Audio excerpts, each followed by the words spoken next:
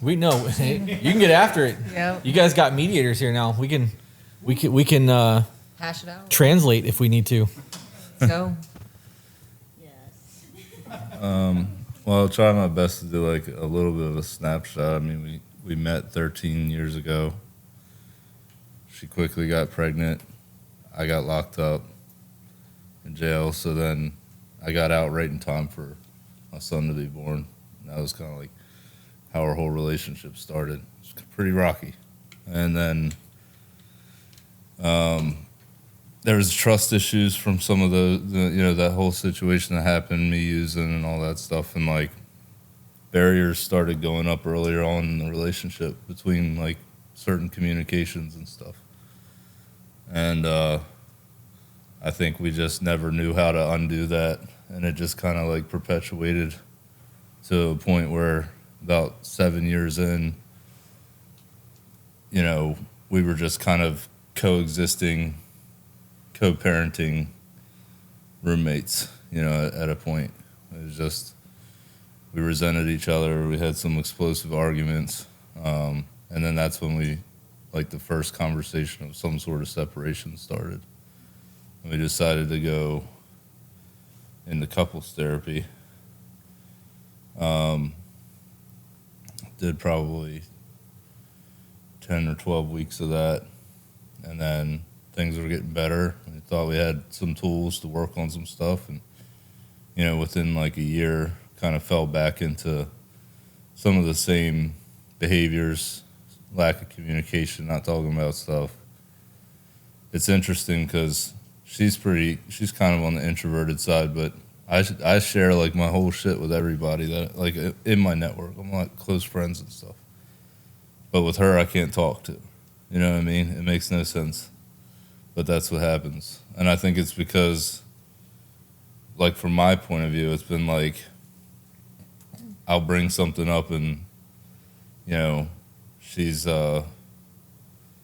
either like retaliates or kind of justifies, like there's like, it doesn't land, right? Like it doesn't get received in the way that I'm expecting it to or hoping it does.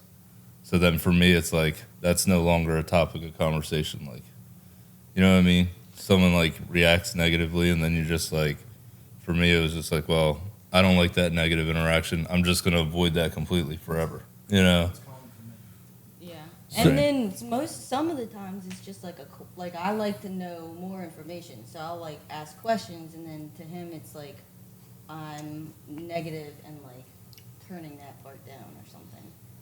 Yeah, I don't mean to, I'm not trying to make her sound like the bad guy. It definitely is just from my perspective. But Well, you got to keep in mind that you're a blue-collar worker, which means you have blue-collar friends and colleagues, and the people that are around you are going to communicate very differently than your wife is going to. Mm-hmm. And if anybody's going to give you negative pushback, she's the one who's supposed to be able to do that because it's her job to keep you in check.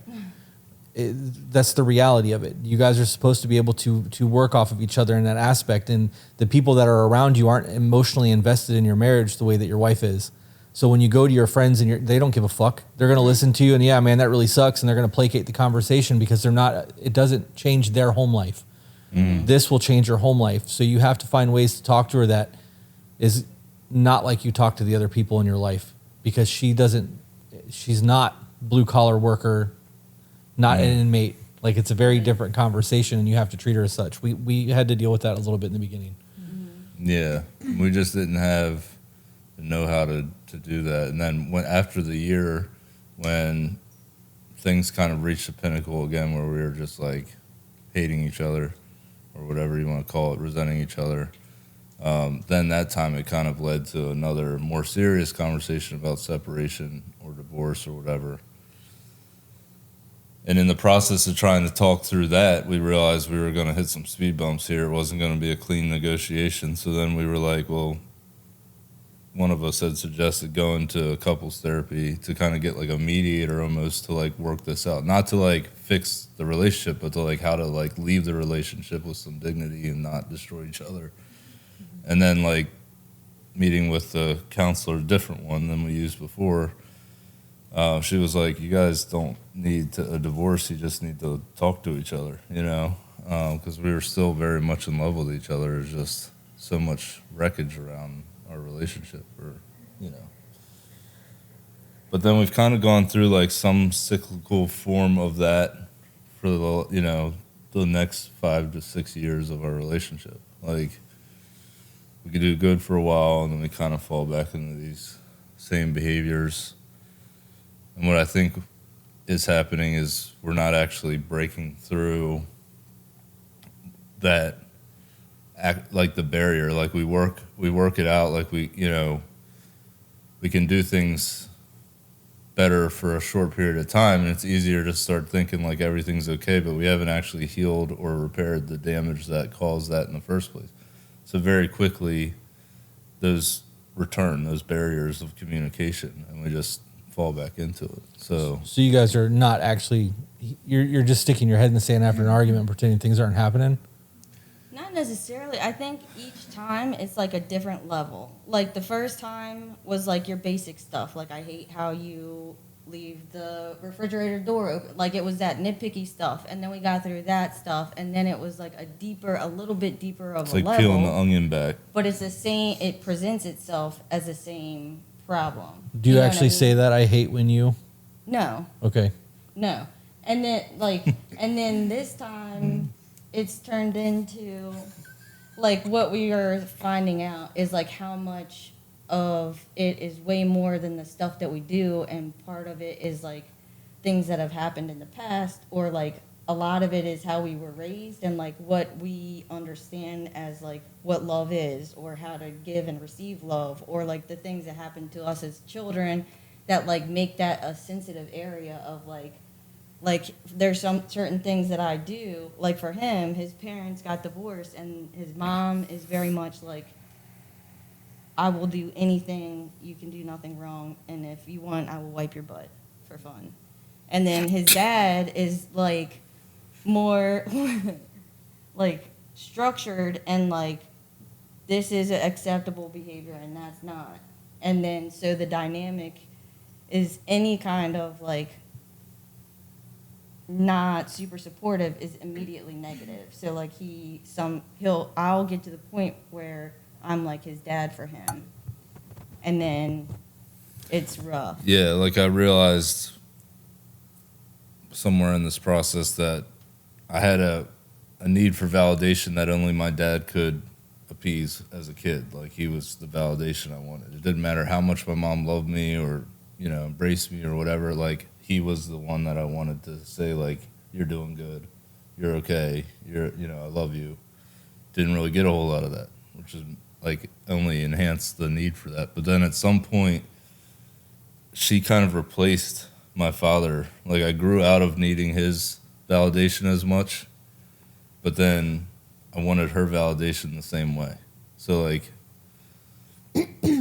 whatever that need is didn't go away. It just transformed into, now her. And she's not that giving in that way either. Why? Like, And that's where like, Wait, why? What? because for me, like, back to like what is my normal, it's like that wasn't normal in my family. Like we're not very no touchy-feely. No touchy-feely. They're all like, what's the word I'm looking for?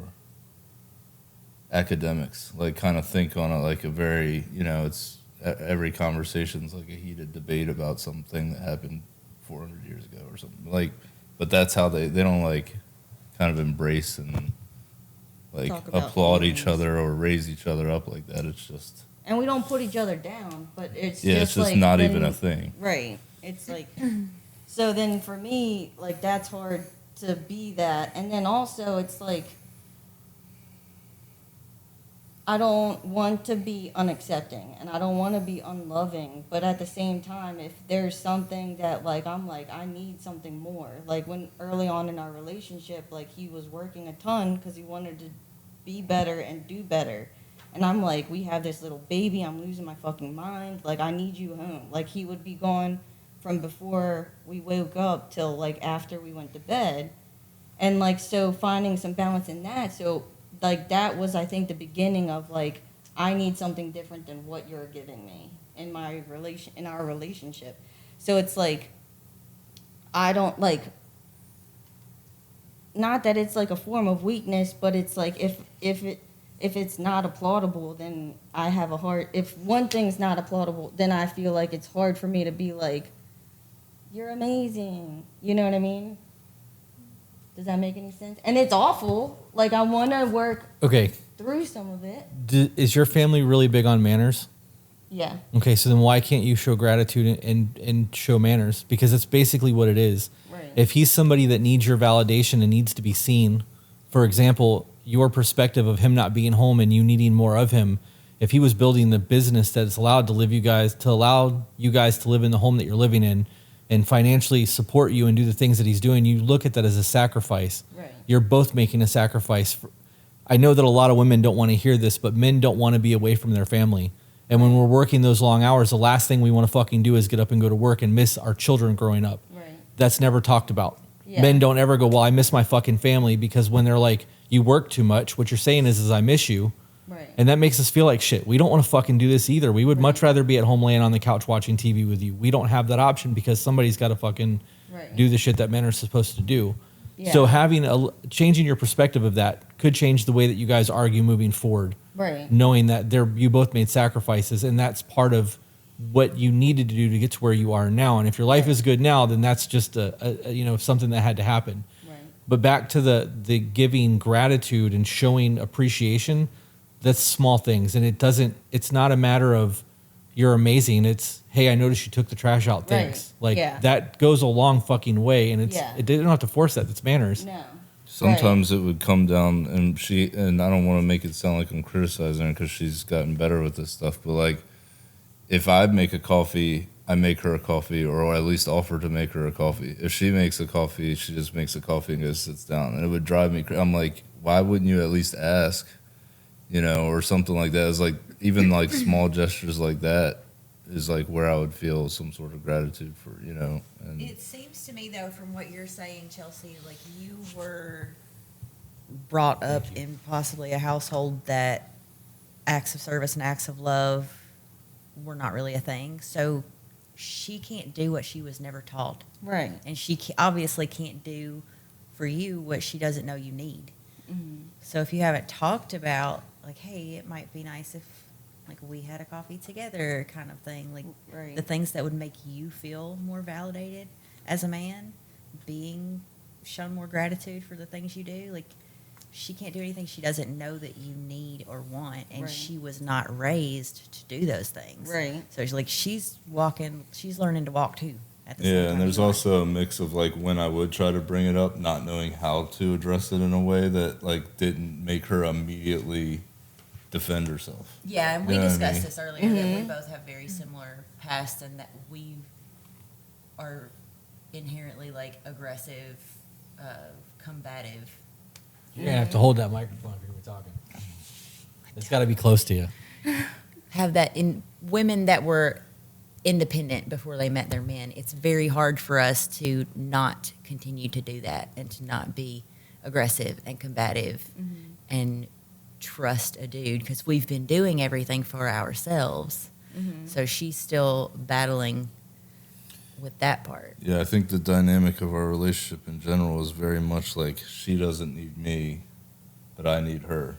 You know what I mean? Like I just mean like she's very independent. She was very independent when I met her. It's one of the things I fell in love with. Like I was never really super attracted to women who needed me to do something for them, even though she wants me to, and that's fine. She has never really needed me to. You know what I mean? But it's been kind of a weird dynamic in our relationship, I think. I saw you taking notes. I have a bunch of notes. Also, like what we were touching on last night is like, I'm more of a leadership role, I think. Like we were talking about the submissive and dominant thing and that dynamic, and like I don't think I'm a submissive by any means. I mean, I manage a company, I manage grown men for a living. Like I know how to lead, but like she's always led in the sense of being the breadwinner of the family. So like on the financial side, so like what you were touching on earlier, it is a little weird in our relationship because I was working very hard to make a third of what she makes. So, you know what I mean? While she was taking care, because she had a business that was already producing, and Right. you know what I mean? And she's always just kind of known how to make money and keep it better than me, you know? And so, like, I was raised by a baby boomer. It was like, work hard to make money. That's it. That's your only, you trade time for money and for very little money. And it's been, it's taken me some years to even start to break that kind of chain of thinking. To where now, like, running my own business, I'm home tremendously more than I ever was before. You know, if I'm out of the house 5 to 6 hours a day, that's pretty average, you know. Right, but it takes time to get there. Yeah. And if she was a business owner prior, then that's, again, this is the union. You guys are supposed to be suffering together to build the future that you want. Nobody's going to just start off and it's going to be amazing. Right. And like, you are always going to have to learn each other. You said that you need her. Why do you need? Well, because there's a difference between want and need. Yeah. I'm glad. I guess I don't need her. Well, and especially now, I don't feel like I would need her as much as I did in the beginning. But in the beginning, I kind of did. And the only reason I say that is because I was very lost when we met. You know, I was new in recovery. I had been addicted to hard drugs for over 8 years of my life. Like, I didn't have an identity, you know what I mean? And then we had this baby coming. And so, like, I did kind of lean on her in the beginning to be that rock for us because I didn't have much. I didn't have anything. I had a shitty credit, no money, just out of jail, and, like, within weeks we had a baby. You know what I mean? And so, and I also came into it with, like, a negative level of trust that I had to, like, rebuild. You know what I mean? So I just, like, in the beginning, I felt like I had to prove myself a lot. And then that went on beyond when it should have, probably. You know, instead of being, like, a year or two of, like, kind of earning my stripes as a father, as a husband, and all those things, I probably did that for, like, 5 years, and I was just kind of a yes man, and I would just do whatever, you know, co-sign whatever she wanted to do. And then at some point, I realized how, like, lost I was feeling in it and miserable I felt. And then I started gaining a voice. But then she was like, who's this? Right. You know what I mean? Like, what do you mean you're not coming to wherever I want to go?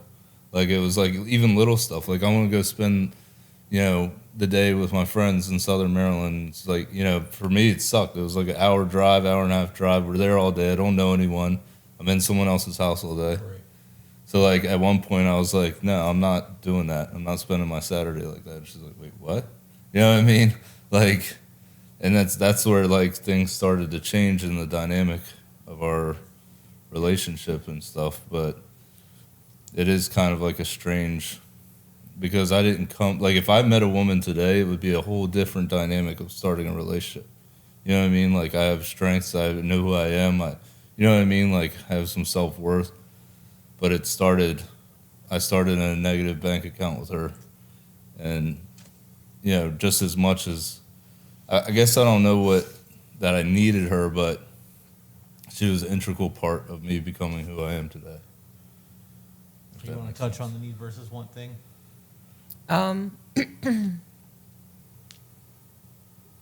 No, not really. I have other things. Okay.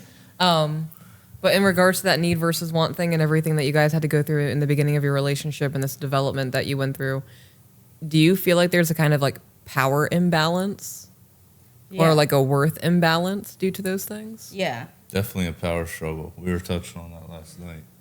And like I said, with her being, you know, having better financial status than me, and that's another thing, our finances have been separate through our relationship too. So Still? Yeah. Why is it still separated?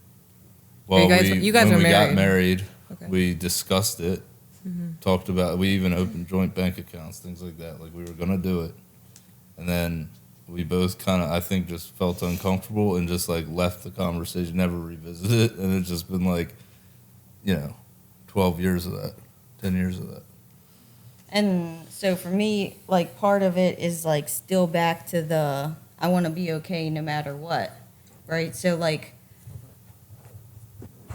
so that's one thing that I still have not given over to our relationship, and I feel like part of it is so that, like, because I'm just waiting for it to be over, because I know at some point he's gonna leave me because he's gonna figure out who I am, and like How do you we know both that? have low self-worth. How do you know that though? How do you know he's gonna leave you if he sees that side of you? Well, so it started like in the beginning, like he was so broken or whatever, and I didn't want to fix him, but I felt like as soon as he figures out like how handsome he is, like how like hard of a worker he is, and like can function on his own, then he's gonna leave me, and I'm gonna be here with nothing, right? And so for me, especially having kids, it's like I don't want that to happen, and like me be completely fucked and like not be able to like buy my kids groceries or whatever it is. So like it's stayed separate because he still struggles with it, and especially having a business like he does, like he gets big sums of money, and then in between those times like things get spread thin, so he'll pull money from different places. Like we have one joint account where like our taxes go, and he'll like pull it and put it back, but like that makes me feel unsafe. Is So it because he's irresponsible these things are happening? Or is he just moving money to accommodate life situations? Both.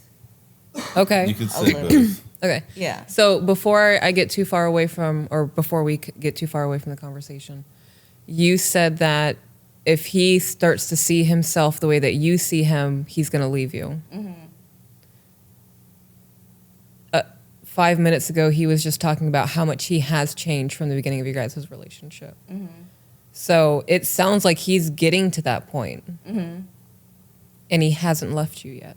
But But Here's and not the only has but. he not left you, like not only has he not left you, but he accredited those changes that he's making to you. 100%, and that is huge. So like you're on this pedestal in his mind. I know, I've been there. You're on this pedestal for him that you don't know you're on. right. Like Well, that's another thing that has struggled in the communication around the issues we've had, is that, like, yes, we visited the conversation of separation or divorce at times, and so she's constantly thinking about, I think, from our conversations, constantly thinking about, like, he's ready to leave me, But I'm bringing up those conversations because I'm like, I don't want to get there. Like, this is where we're going if we continue on this path. Like, we're not going to survive. I want to see the change. I mean, that first conversation was 7 years ago. We have been fighting for this relationship since then. Like, if I was ready to walk up and get up and leave, like, I would have left. Like, Right. it wouldn't have been Yeah. a conversation. I wouldn't have been going to therapy. I wouldn't have been doing all these things. But I spent thousands, hundreds of thousands of hours talking to network friends, family, like, about how to be better for her or how to, work on things. so yes, he's turning into that man who is independent. Right. Right? So like 7 years ago, the initial thing that happened was I never made any of these choices. I didn't want the kids. I didn't want this house. I didn't want these He was dogs. saying these things? Yeah, let me find out who I am, and at the same time like was developing this relationship with this female that worked for him that I said I am uncomfortable with this happening. You guys were married at this point? Mm-hmm. Okay. And then back to the very beginning, which is that he doesn't feel comfortable talking to me about certain things. It's like I wanted that like friendship back in our relationship where we had fun, and it was so hard to do that and like also take care of the responsibilities of being like having a house and bills and kids that we have to organize, and not feeling like we're fighting against each other. Because if somebody has to be home while the other person is working on self-care, then it is kind of like, it's like this dynamic of like being against each other instead of like doing it for each other. It can be like the perspective can change where it's like I get to do this for you so you can do this or whatever, but like depending on how grounded we are as individuals, that can change very much. And so like that was the first thing. And then that kind of like blew up, and I feel like I saw it happening, and like my crazy made it crazier for me. Right. So there was a step outside of the marriage, and leading up to that, you guys were already having issues.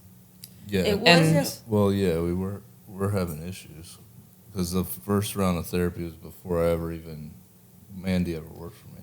Was No, this it was when- while she started, because I remember it coming up that like I don't feel comfortable with this happening, and the therapist was like, That was our second round of therapy. That was the woman. We went to the man first. okay, But yes, you're not wrong about that. It was during that therapy situation. yeah, So just to give like a little bit of a synopsis of that, like I hired a woman to work for me and do photos for Instagram and stuff for my business. You know, she's on site a lot. We were around each other a lot, and the friendship turned into more, I guess, a little bit more than a friendship as far as intimacy on an emotional level, but there was never any physical transaction that happened. So for us, for men, it's very different than it is for women because we are physical creatures and they are emotional. So an emotional infidelity for a woman is much worse than I'm physical. not saying that to demean it. I'm No, just I'm- saying that it didn't escalate. Just Oh, I'm sorry. so that everybody knows, like, because there's people out there who don't understand that. For men, you'll say, "Did you sleep with him?" And for a woman, she'll say, "Did you love him? Did you love her?" Right? And that's a very different thing, and a lot of people don't realize the difference. So the emotional infidelity, even though there's not a physical thing happening there, from a woman's perspective, it's I would say it's probably worse. Yeah, I So- 100% agree with that. And I mean, I definitely don't deny the wrongdoing in that scenario.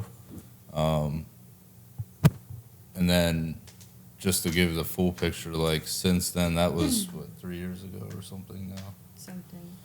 And then our more recent situation was like we were again at a crossroads of like, are we going to make this work or not? Is there going to be change or not? Blah, blah, blah. And then during or after that kind of explosion, I ended up actually meeting an escort. And things did escalate beyond. I mean, it was an escort, so obviously it is what it is. But I didn't want any. I only wanted that physical connection because our situation had kind of gotten, pretty desolate at that point. And then that's kind of like what brought us here because that blew up. She found out about everything like 2 months ago or so now. And then I was out of the house. She confronted me, I'll say. Arms first, confrontation. Lacrosse stick first. Well, yeah. But then she wanted me out of the house. Police escorted me out, blah, blah, blah. I left the house. She wanted to continue to work on it. And I thought at that point we were done. Like when I left that scenario where she, kind of attacked at me, I thought this is it. Like we've been through the ringer, like this is it. And there's no, I knew it was unforgivable. I knew it was unforgivable when I did it. And I had already been living with the shame and guilt of it, just fingers crossed hoping she never found out, basically. I didn't want to keep doing it. I didn't want, I hated myself for it, basically. And so then when she found out, all that was just okay, I'm done, for her, I imagined. And then she kind of wasn't that way, and I was like, what the hell is this? And that's what I was talking about last night, is that was the first time I realized that she possibly did unconditionally love me, because I was like, this is unforgivable in my mind. It should be unforgivable. And she was willing to forgive me. And so as much as the struggles have been in our relationship, and at times I have been kind of checked out or wanting done, feeling that unconditional love, I felt like I should at least give it the shot again, as best as I can. And then so we started some individual therapy, And I had already been kind of falling into watching your guys' content, and I had showed it to her through this process, and then that's how we ended up here. So you found our content first? Mm-hmm. Oh, wow. That never happens. Go Are you ahead. just saying? Okay. First, I want to thank you guys for saying all of that out loud. It's not easy to talk about the things that hurt you. And now I'm getting emotional. A couple of things that I wanted to touch on that I made notes of is the lack of attention from your father. There is a deprivation of love happening there. And I think that, I mean, personally in me, when I think of the lack of love and love being very conditional growing up, and I only get that as praise or those kinds of things instead of just the way a child should be loved, it makes me feel undesirable, unwanted, unworthy. Abandonment kicks in sometimes. And hearing that transferred from father to wife, it's almost like a trauma transfer. Mm-hmm. Does that make sense? So what are the things that you need from her to feel loved and I know you touched on like the coffee thing. And something I didn't write down that I want you to think of is what are ways that she does express love that is something that you may not do? Like the offering for coffee when you go to the kitchen. Well, as I mentioned, the financial part, like when things have gotten hard for me or my business, there's never been an electric cut off. There's never been water cut. You know what I mean? She knows how to take care of that stuff and offer security in that sense, because my income does fluctuate a lot. Yeah. I mean, I can have $100,000 in my bank account on Monday and $200 by Friday. Like, it's just, it's crazy. And I never really know what's mine. Right. So although I've been able to afford and pay for a lot more than I ever was before, there's times where it's like, we need, I should be giving her money for this or that, but it's like, I don't know if I can. Like, I have it, but I don't know if I can. Yeah. 'Cause it might put me negative next week. So I think that's a huge form of her showing love, or, and in my own admission, sometimes I was kind of naive to how much she was doing it. Yeah. And then we had a conversation a while back where I was just like, I just want you to know, like, I've seen that. I feel that. The reason it's hard for me to acknowledge it is because it creates so much shame for me. Yeah. You know like what an I mean? insecurity. Admitting to her that she's doing a good job taking care of us also is like admitting that I can't. You know what I mean? Like you're dropping the ball I know in it some doesn't sense. necessarily make sense, but that's the way it feels to me. No, it totally makes sense. And it's been something I've really struggled with. Yeah.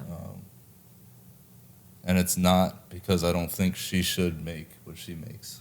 It's just that, like, I have this perpetual feeling of failure because it's like, no matter what I do, no matter what I've tried to do, and, I mean, I came out of jail. I was working.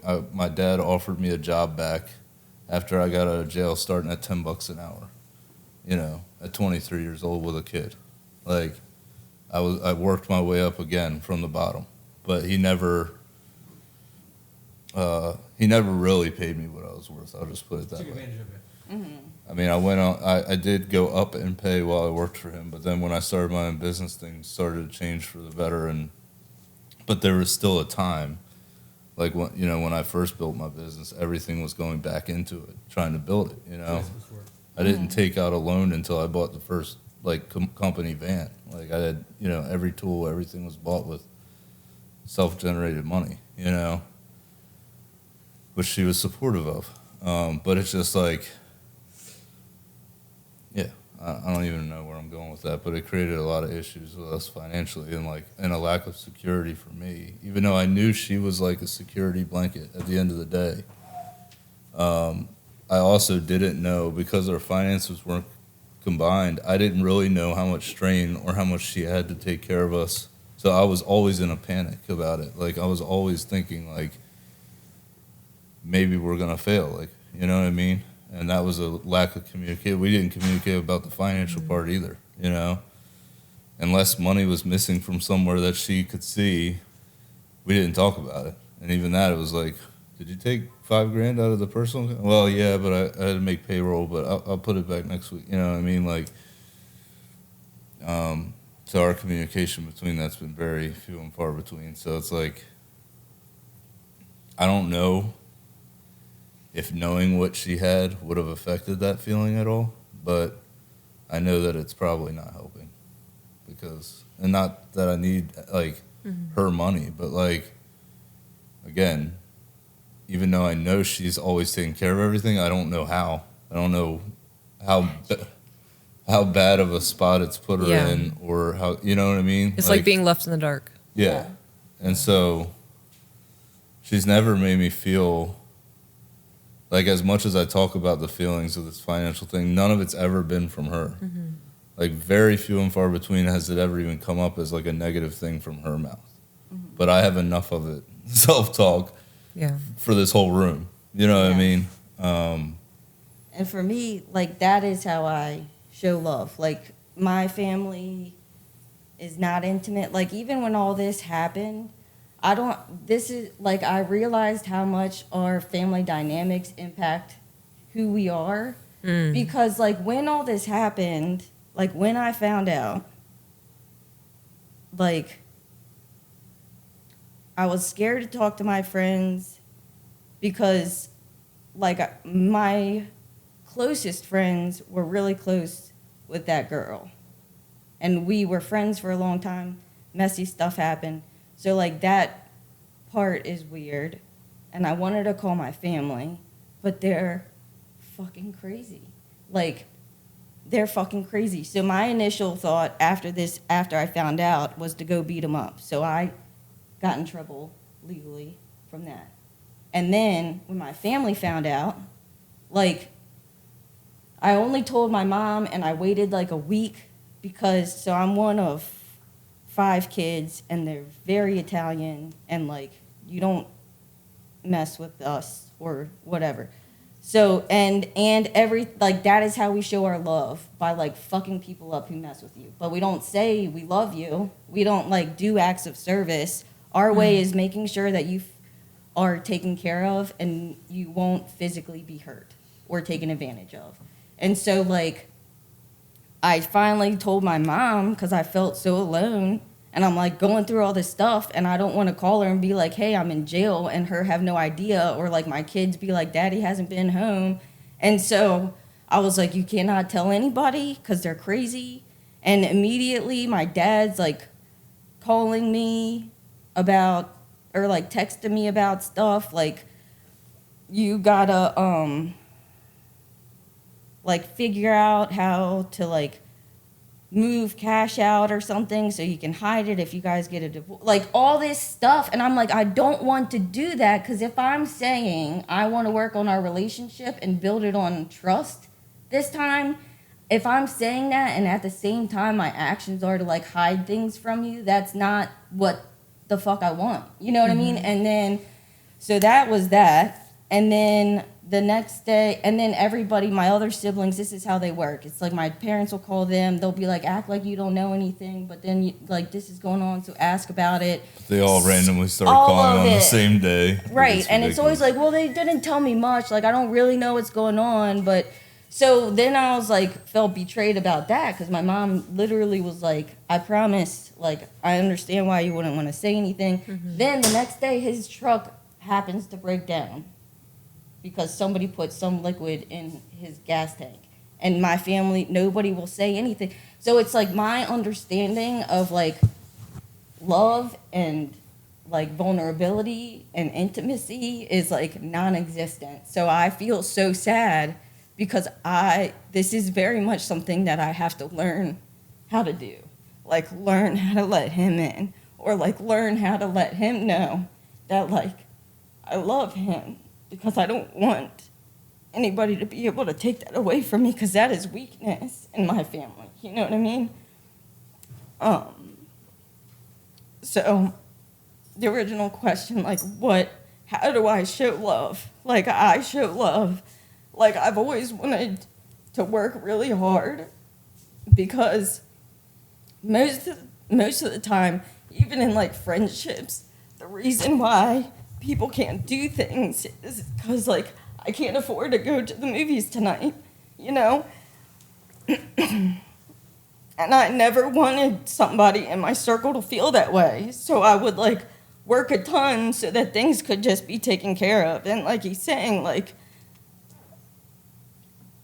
I've never been like, oh, well, you don't pay for the paper towels or whatever. Like that is how I show my love, by like taking that stress away. But I didn't realize I was also taking like something that he needed to feel as a man away from him, but then I didn't know how to show love in any other way. And then like it led to this like pit in my stomach because everything that I worked for like wasn't acknowledged. And he said it like one time recently where it's like, I just realized that like never once have I had to worry about our lights getting cut off or whatever.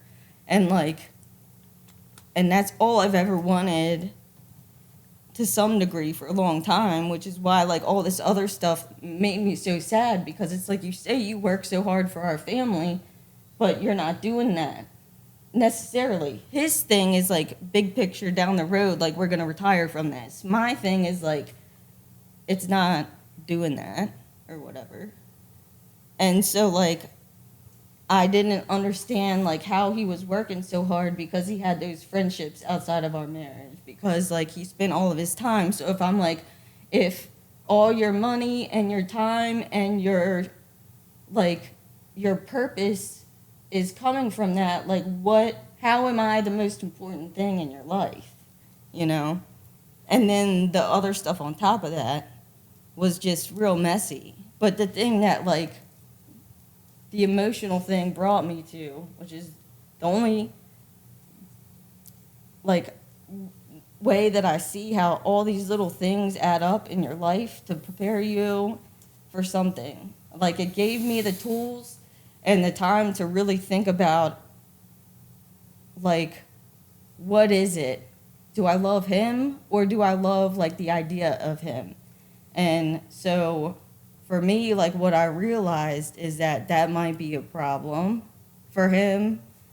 And am I able to love him if like this would have continued, or if he struggles with like females or whatever? And like, so when this other thing happened, like I'm stuck in this fucked up place because it's like, I do love him for that. But then where is the line between, do you even respect me as your wife if you're able to like do that? So it's a whole, like we said, it's like a whole mess of shit. I only move this because of your phone. Okay, so I have a lot in my brain. So do I. It's a lot. So the first thing is I'm going to challenge you guys tonight to sit down with the little journals that I gave you guys or whatever you brought and write down ways that you need to be seen by each other to feel loved. And I would like more than 10 items. So I'm really going to challenge you to sit down and think. If you hit 10, perfect. If you come back with 8, I'm going to tell you to try harder. All right? And then something that you guys touched on was that through your guys' growth journey, there will be moments where things are great and communication's awesome, and then you guys will almost revert back to the toxic ways for a bit. Mm-hmm. What is the triggering or defining moment where you guys revert back? Because you're able to maintain good communication and healthy styles for a set amount of time, and then there's a big red button that gets hit. Mm-hmm. And it could be something different within both of you guys. Have you guys put thought into that? Can we identify those things? I can say what I kind of think. know what my big red button is. His is sex. If it's like 3 days, he's like, oh, we're never having sex again. And then... Well, now you're making it dramatized. Well, is that one of the reoccurring issues? Like, yeah. Okay. 100%. And then... mean, she says 3 days, but we've gone 3-4 weeks, Yeah. months. at Is there times. intimacy There- happening within that time period? What do you mean? Are you guys cuddling on the couch? no. Are we holding She's- hands? Well, that's another thing. Like we've never, more recently we have, but Okay. earlier in our relationship, that wasn't a big part of our intimacy at all, really. Well, that so we- it yeah. kind of boiled down to sex. You know, I mean, with kids and all that Right. stuff, like we've never been like real big on public displays of affection. Even just sitting next to each other, her hand on her leg, like she, you know, we've been driving in the car before, and I put my hand on her leg, and she's like, "Get your hand off of me," because like she feels like she's being groped, like or something. I don't know. Really? Is that? Have you said that? Yeah, it's triggering for her, like from past experiences. Yeah. and stuff Well, like not that. necessarily like that leg, but like the book touchy stuff is fucking gross sometimes. So we're talking about specifically him putting his hand on your thigh while you guys are driving in the car. Does that make you feel like you're being groped and make you feel uncomfortable? No. You have pushed my hand away from that before because you felt like my intentions were sex after a date night. That was the thing that happened. It's possible. Like we went out for dinner, Right. and yeah, my intentions were for sex in a way, but it's like I'm trying to warm you up, just gentle touch on your leg, or you know what I mean. Is like that the only time you do making those gentle connection. touches Yes. to warm up? No. Yes. Because we've even had the conversation. It's like there's going to be times where I'm like on my period or like super gassy or something like that where I don't, like, it's not comfortable. Like, I'm not enjoying Or you just it. had a hard mental day? Right. So this, I mean, So this then- ties in. Oh, I didn't mean to cut you off. I didn't hear so well. I'm going. So then it's like, so what other ways can I show you intimacy? How else can we experience intimacy other than that? Because that's not always going to be on the table. And for a little bit, it was nothing. Like, There's For- definitely been for- times, 100%. There's been times where I haven't even put in any effort. Have you But guys a lot of figured that's this out been yet, though? resentment. Have you figured out the intimacy thing yet? Because this we're speaking past behavior. So is there Yeah. current behavior where you guys have figured out your intimacy? We're getting better, day by day. and Okay. it's helpful to not have babies. Like, we've had constant Yes. babies that are like touching you. So for 12 and- years, we've had a yes. child under 4 because of our spread. Yeah. So those are like the hardest years as far as like you having to give everything to the kid, you know, time wise, right?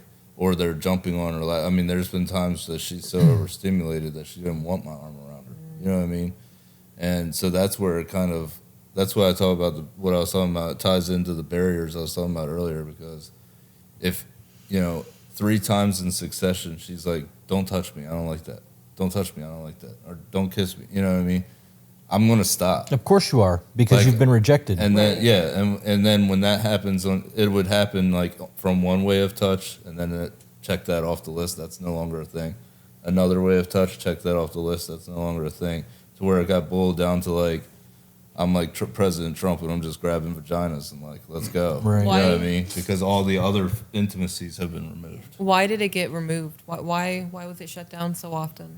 So, like, I mean, I think it was the kids and that whole overstimulation. yeah, that. And then, I'm sure the cheating didn't help, yeah. or the Well, emotional that was affair. a whole different.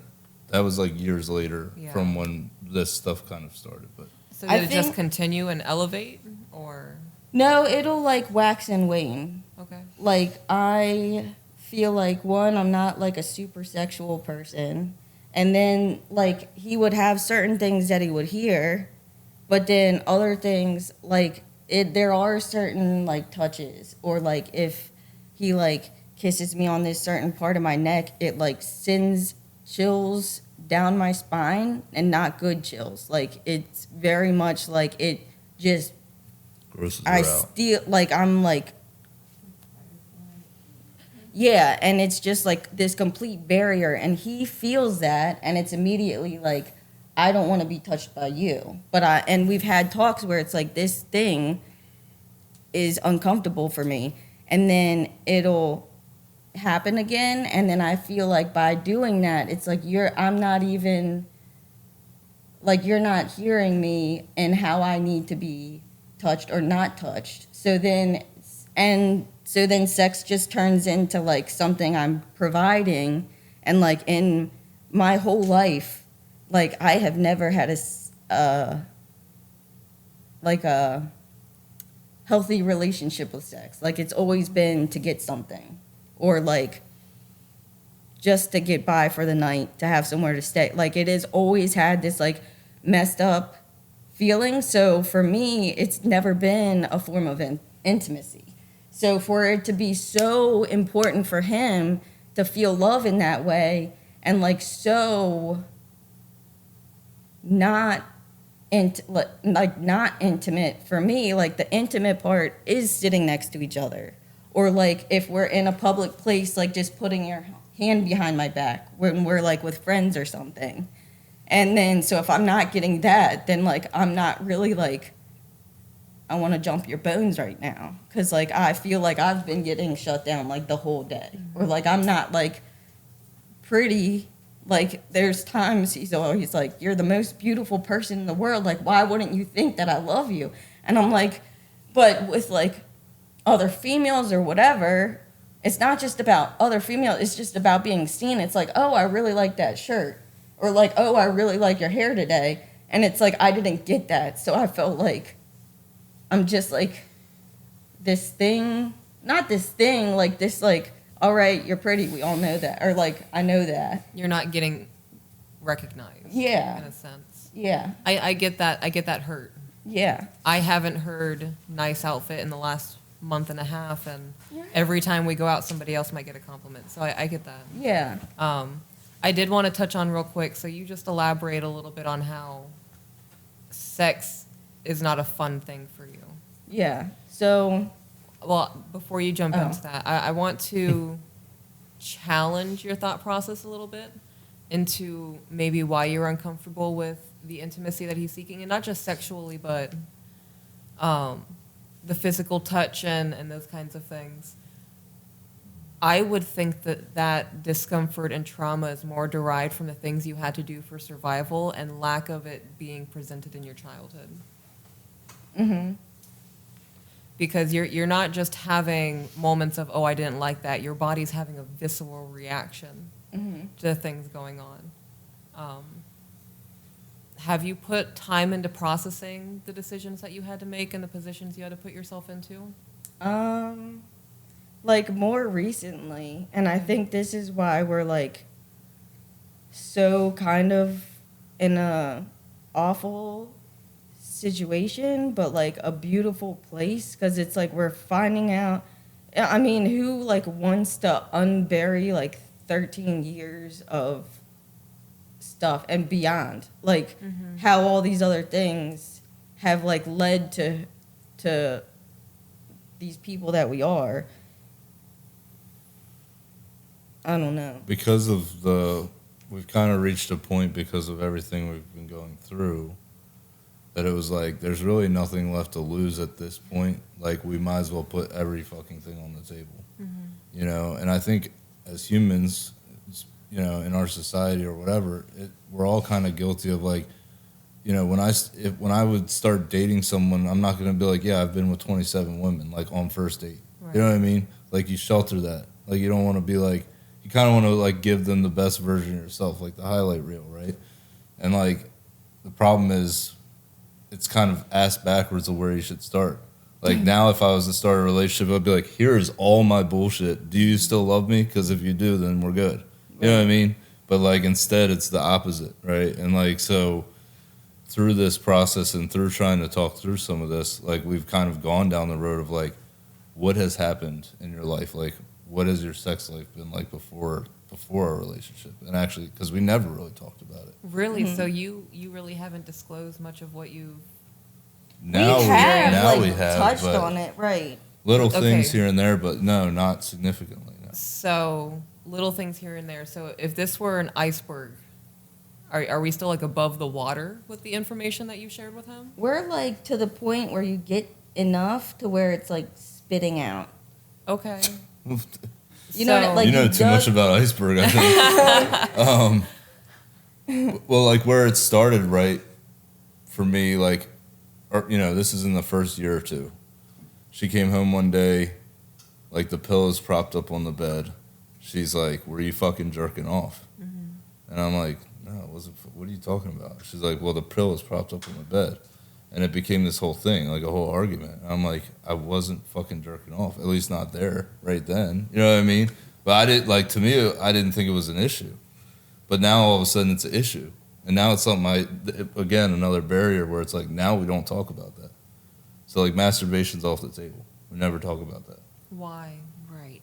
But because it was, well, and that's what Because I'm saying. there was That's that where one explosive moment? Or? No, because the trauma attached to that was like an Gotcha. ex who used to like not touch her, but then when Okay. she would leave for work, he would jerk off, and she like came home, Like the came back whole in, day. like came back in for keys or something, and he's already like jerking off after not wanting her. But that's So not a that- thing anymore. Like, you guys can talk about that now, right? Yeah. Well, Okay. that we're was like, getting- I mean, we talked about it that day. Like when the argument came up, it was like her reasoning was because Right. of this ex, and I'm like, well, that's not me. I'm not Yeah. doing that. You know what I mean? If I am jerking off, it's also I'm still going to touch you. Like, I mean, I'm a horny motherfucker. You know what I mean? Like, I'm just being honest. So like, but then that became something that was like, I literally have never even told her about any masturbation incident with me ever. Like, it was not a conversation we were gonna have from that point forward. But all this, so this is where I was getting, like, all of this stuff has, like, opened up.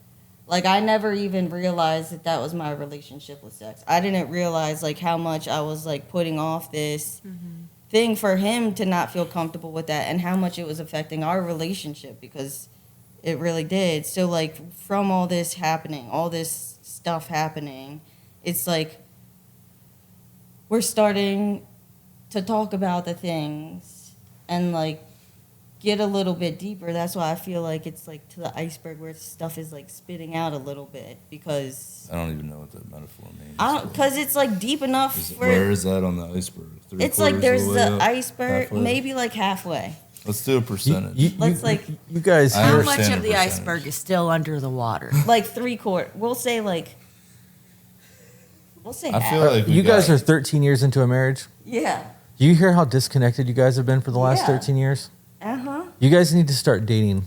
Like, Yeah. your kids are old enough now that you can actually start doing that. And like, having conversations about traumatic experiences is fucking hard. And there's a whole lot of fear of your partner not looking at you the same way after they learn about all your ugly. But after 13 years, that ugly has been there, and that ugly is destroying your relationship. It's not just been there. You guys have now created some of it. Yeah. Mm-hmm.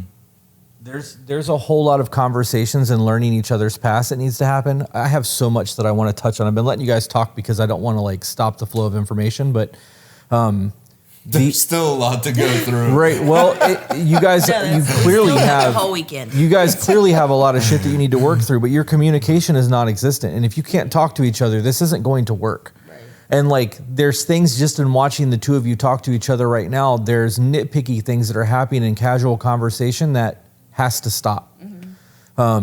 You can't nitpick or poke while you guys are trying to have a hard conversation, because it's going to make the other person shut down. And you may not notice it right away, but enough of that eventually will just make somebody stop talking. The need versus want thing, I've been really fucking hung up on that, because in the beginning of this, he did need you as a staple to deal with his addiction and overcoming all of this, but he stayed because he wants you. And there's so much more power in being wanted than being needed. And there's a value in that for yourself. And you need to take like an ownership of that. He fucking wants you, because in a position that he's in now, he could leave. He could have left a long time ago, and he's still trying to make things work. There's a value in you in his eyes, and being wanted versus being needed is a big deal. Yeah. He doesn't need you anymore. Yeah. He's still here, and you're still here because you guys want each other, and being wanted is enough. Right. You just have to do the work now to correct all the misgivings that you've had the entire time to move forward. The sex thing with him not knowing the things that trigger you in a negative manner during sex, or not remembering it in the moment. When you get hot and heavy, it doesn't matter if you were reminded earlier in the day. Right. I have bit her sunburn in a moment of sexy time, and we were both sunburnt. She's like, and started crying in the middle of sex. Like, that's not a feel good moment. That you want to talk about like disrupting the whole thing. That was it. I fucking knew she was sunburned. I put her fucking, aloe on her earlier that day. I tasted it. But you don't think about that in the moment. You're thinking about trying ways to make your partner feel good about what's happening in the moment. And there has to be grace as those behavioral patterns are broken. I really think you guys need to start dating. You guys need to start with honest dates and talk about all of the things that you're passionate about. I think that you need to combine your finances. I think that you both need to sit down on a weekly or bi-weekly basis. And bi-weekly, I mean twice a week, not every other week. Because finances is the number one cause for divorce. You can give all of these other things that statistically show the reason for divorce, but when you look at why those things happened, it always comes down to the finances in a relationship. And being a man, our job is to protect and provide. And if we don't feel like we're doing enough, sometimes that could just be a knowledge thing. And he's working for the long-term goal and you're working for right now. And if you guys work together, you have someone working right now and someone working long-term, you're going to end up in a much better place financially long-term, but you'll be working as a team. We are very much pillars of each other and we play to each other's strengths, but there's times that you have to put your shield down. You can't fucking battle all the time. You will get exhausted and eventually your body will fail. That's where the partner comes into play. You guys need to be able to lean on each other and do that, but you have to trust each other to do it. And that trust is something that you guys have to build because of all the betrayal that's happened. And it's happened from both sides. He may have done what he did, but a lot of the lack of communication and holding back on your part, you guys have to build that all over again. It's going to take effort. But if you want each other and not need each other, it's going to be a whole lot easier to do it because you want to be better. I'm going to get my juice. You want anything? Yeah. Could you get me some of that pineapple? Yes.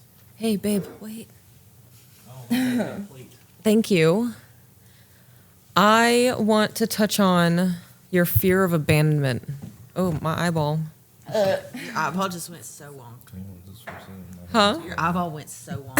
It was like stuck. I was like, brother, what's happening? I'm short circuiting. Something landed in my eye and the it Katy just. Perry thing where she's like a robot. Oh gosh, yes. Yes. Stop it. I'm like Wendy Williams over Yes. here. Okay. So your fear of abandonment is going to lead to a cycle of self-sabotage. And I say that from experience. I have ruined not just romantic relationships with that fear of abandonment and clinging on while simultaneously pushing away and putting up my guard while still craving love and then blaming the person for not giving me the love that I crave. But how are you going to get past my projected spears and hounds who are going to tear you apart if I allow you in, right? She's like trying to snuggle with a porcupine. It feels like sometimes. You better get in here, though. It's like a combination lock. Right. Like one of those Da And I'm Vinci not Code good. things. Yeah, I can't do that stuff. I need simple. Is that still a thing for you? Is that something that you're actively having to work against, that fear of him leaving you? Yes. It has always been. I've gotten a lot better at different periods.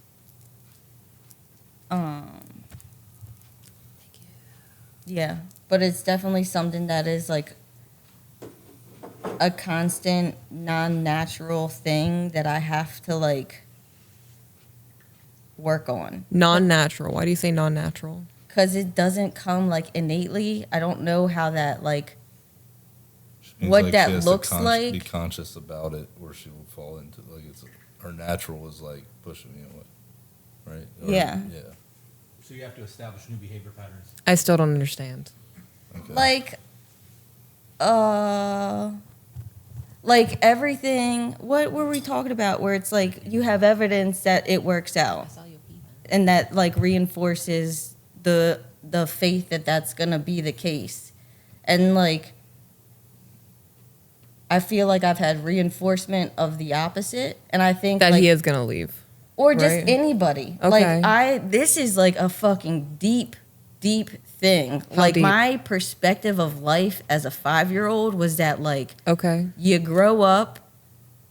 Like I've hated life. Like I'm not about to kill myself right now, but like I just have always felt like it was stupid. Like I was like, why is my like being, my consciousness here when other people, like there's so many other people that want to be alive or be here. And like, I just think it's this cycle of pain where you're born, you get close to people, they die, then you die and cause all the people that loved you pain. Like that is all I viewed it as. And I feel like I was a super sensitive kid. And so in order to get away from that, it was just like, I just never want to love anybody again, so I will never hurt this bad again. And then it was like, and that's where that like defense came in. And then it was like, well, everything's gonna leave me. Like always, everything's gonna leave me. So it's like unnatural for me to like Work against that. yeah. Okay. Just Yeah. a little bit of backstory too is that she was adopted at like 8 months old. So that Oh, was wow. like, well, 4 months old. But yeah. So there was like some sense of abandonment at a young age. Like, Oh, yeah. why did my original parents want me? You know what I mean? Mm-hmm. Even though she had a very caring, family, very support, as far Yeah. as like they raised her well and all that stuff. But I think that's where at 5, why she was even thinking that way. Just to Right. give you a frame of reference. Have you read It Didn't Start With You? It's not by Mark Wahlberg, but that's the name that's come into my mind. Jesus Christ. It Didn't Start With You. It talks about how trauma begins in the womb as your mother's developing and your grandmother. Dang. So your grandmother is carrying a baby, and that baby, if it's a female, is already carrying the eggs she's going to have for the rest of her life in the womb. Yeah, so our grandmothers carried us So and your mother's eggs. whatever trauma Kind of wild to think about. grandma went through, mom went through while you went through it. And then everything your mom went through, you went through, and your eggs that you carry hold on to it. And it's just a ongoing cycle. It's called epigenetics. Yeah, they Yes. have proven that Yeah. trauma is carried in DNA. They did a study with Holocaust survivors and their And the children, grandchildren, and the way that their brains work and stress levels being released due to certain factors. So I would highly recommend giving that book a read. I think that it will help maybe open some doors for you into understanding things a little bit better with inside of yourself. And with everything that you just said and the way that you have felt since starting at 5 years old, would you say that you still feel that way? Like there's still that sense of, why am I here if somebody else could enjoy life better? That's another thing that comes and goes. I think it's a part of her thought processes with stuff and how Yeah. she processes things. You're seeing that that's not the case though, right? Like you have a purpose of being here and people get something from your presence and your love and attention. Not really. You don't see that. No, she and I doesn't see feel that at all. bad for like my kids because I can't give that to them and him. Not even just your children. Look at where you're at right now. And you're sitting next to your husband. He would not be in this room if it wasn't for you. Like I see, even like, we've only been here for 24 hours at this point, and I see her impact on people here Yeah. in a short like makes an impression on people, relates to them really quickly. I see that, and I love her for that. It's a beautiful thing. She will hide away from people as much as she can, and I'm like, you should be with people. Like, you love them in a way that you don't even see. Like, I mean, connections with people and stuff. If I was here alone, there would be some connection, but we would just be talking about business and right. some, outside thing. She people see her very quickly and relate to her on a deep emotional level. I've seen that throughout her entire life. Yeah. But she doesn't see that at all. It's like non-existent to her. She doesn't see the value in that like I do, I guess. But he actually also attributed all of his positive changes to you. Yeah. So And I have told her about that. I may not have acknowledged the financial stuff as much because that was a hard thing for me, but I have acknowledged that she was an integral part of me becoming the man that I am. Like,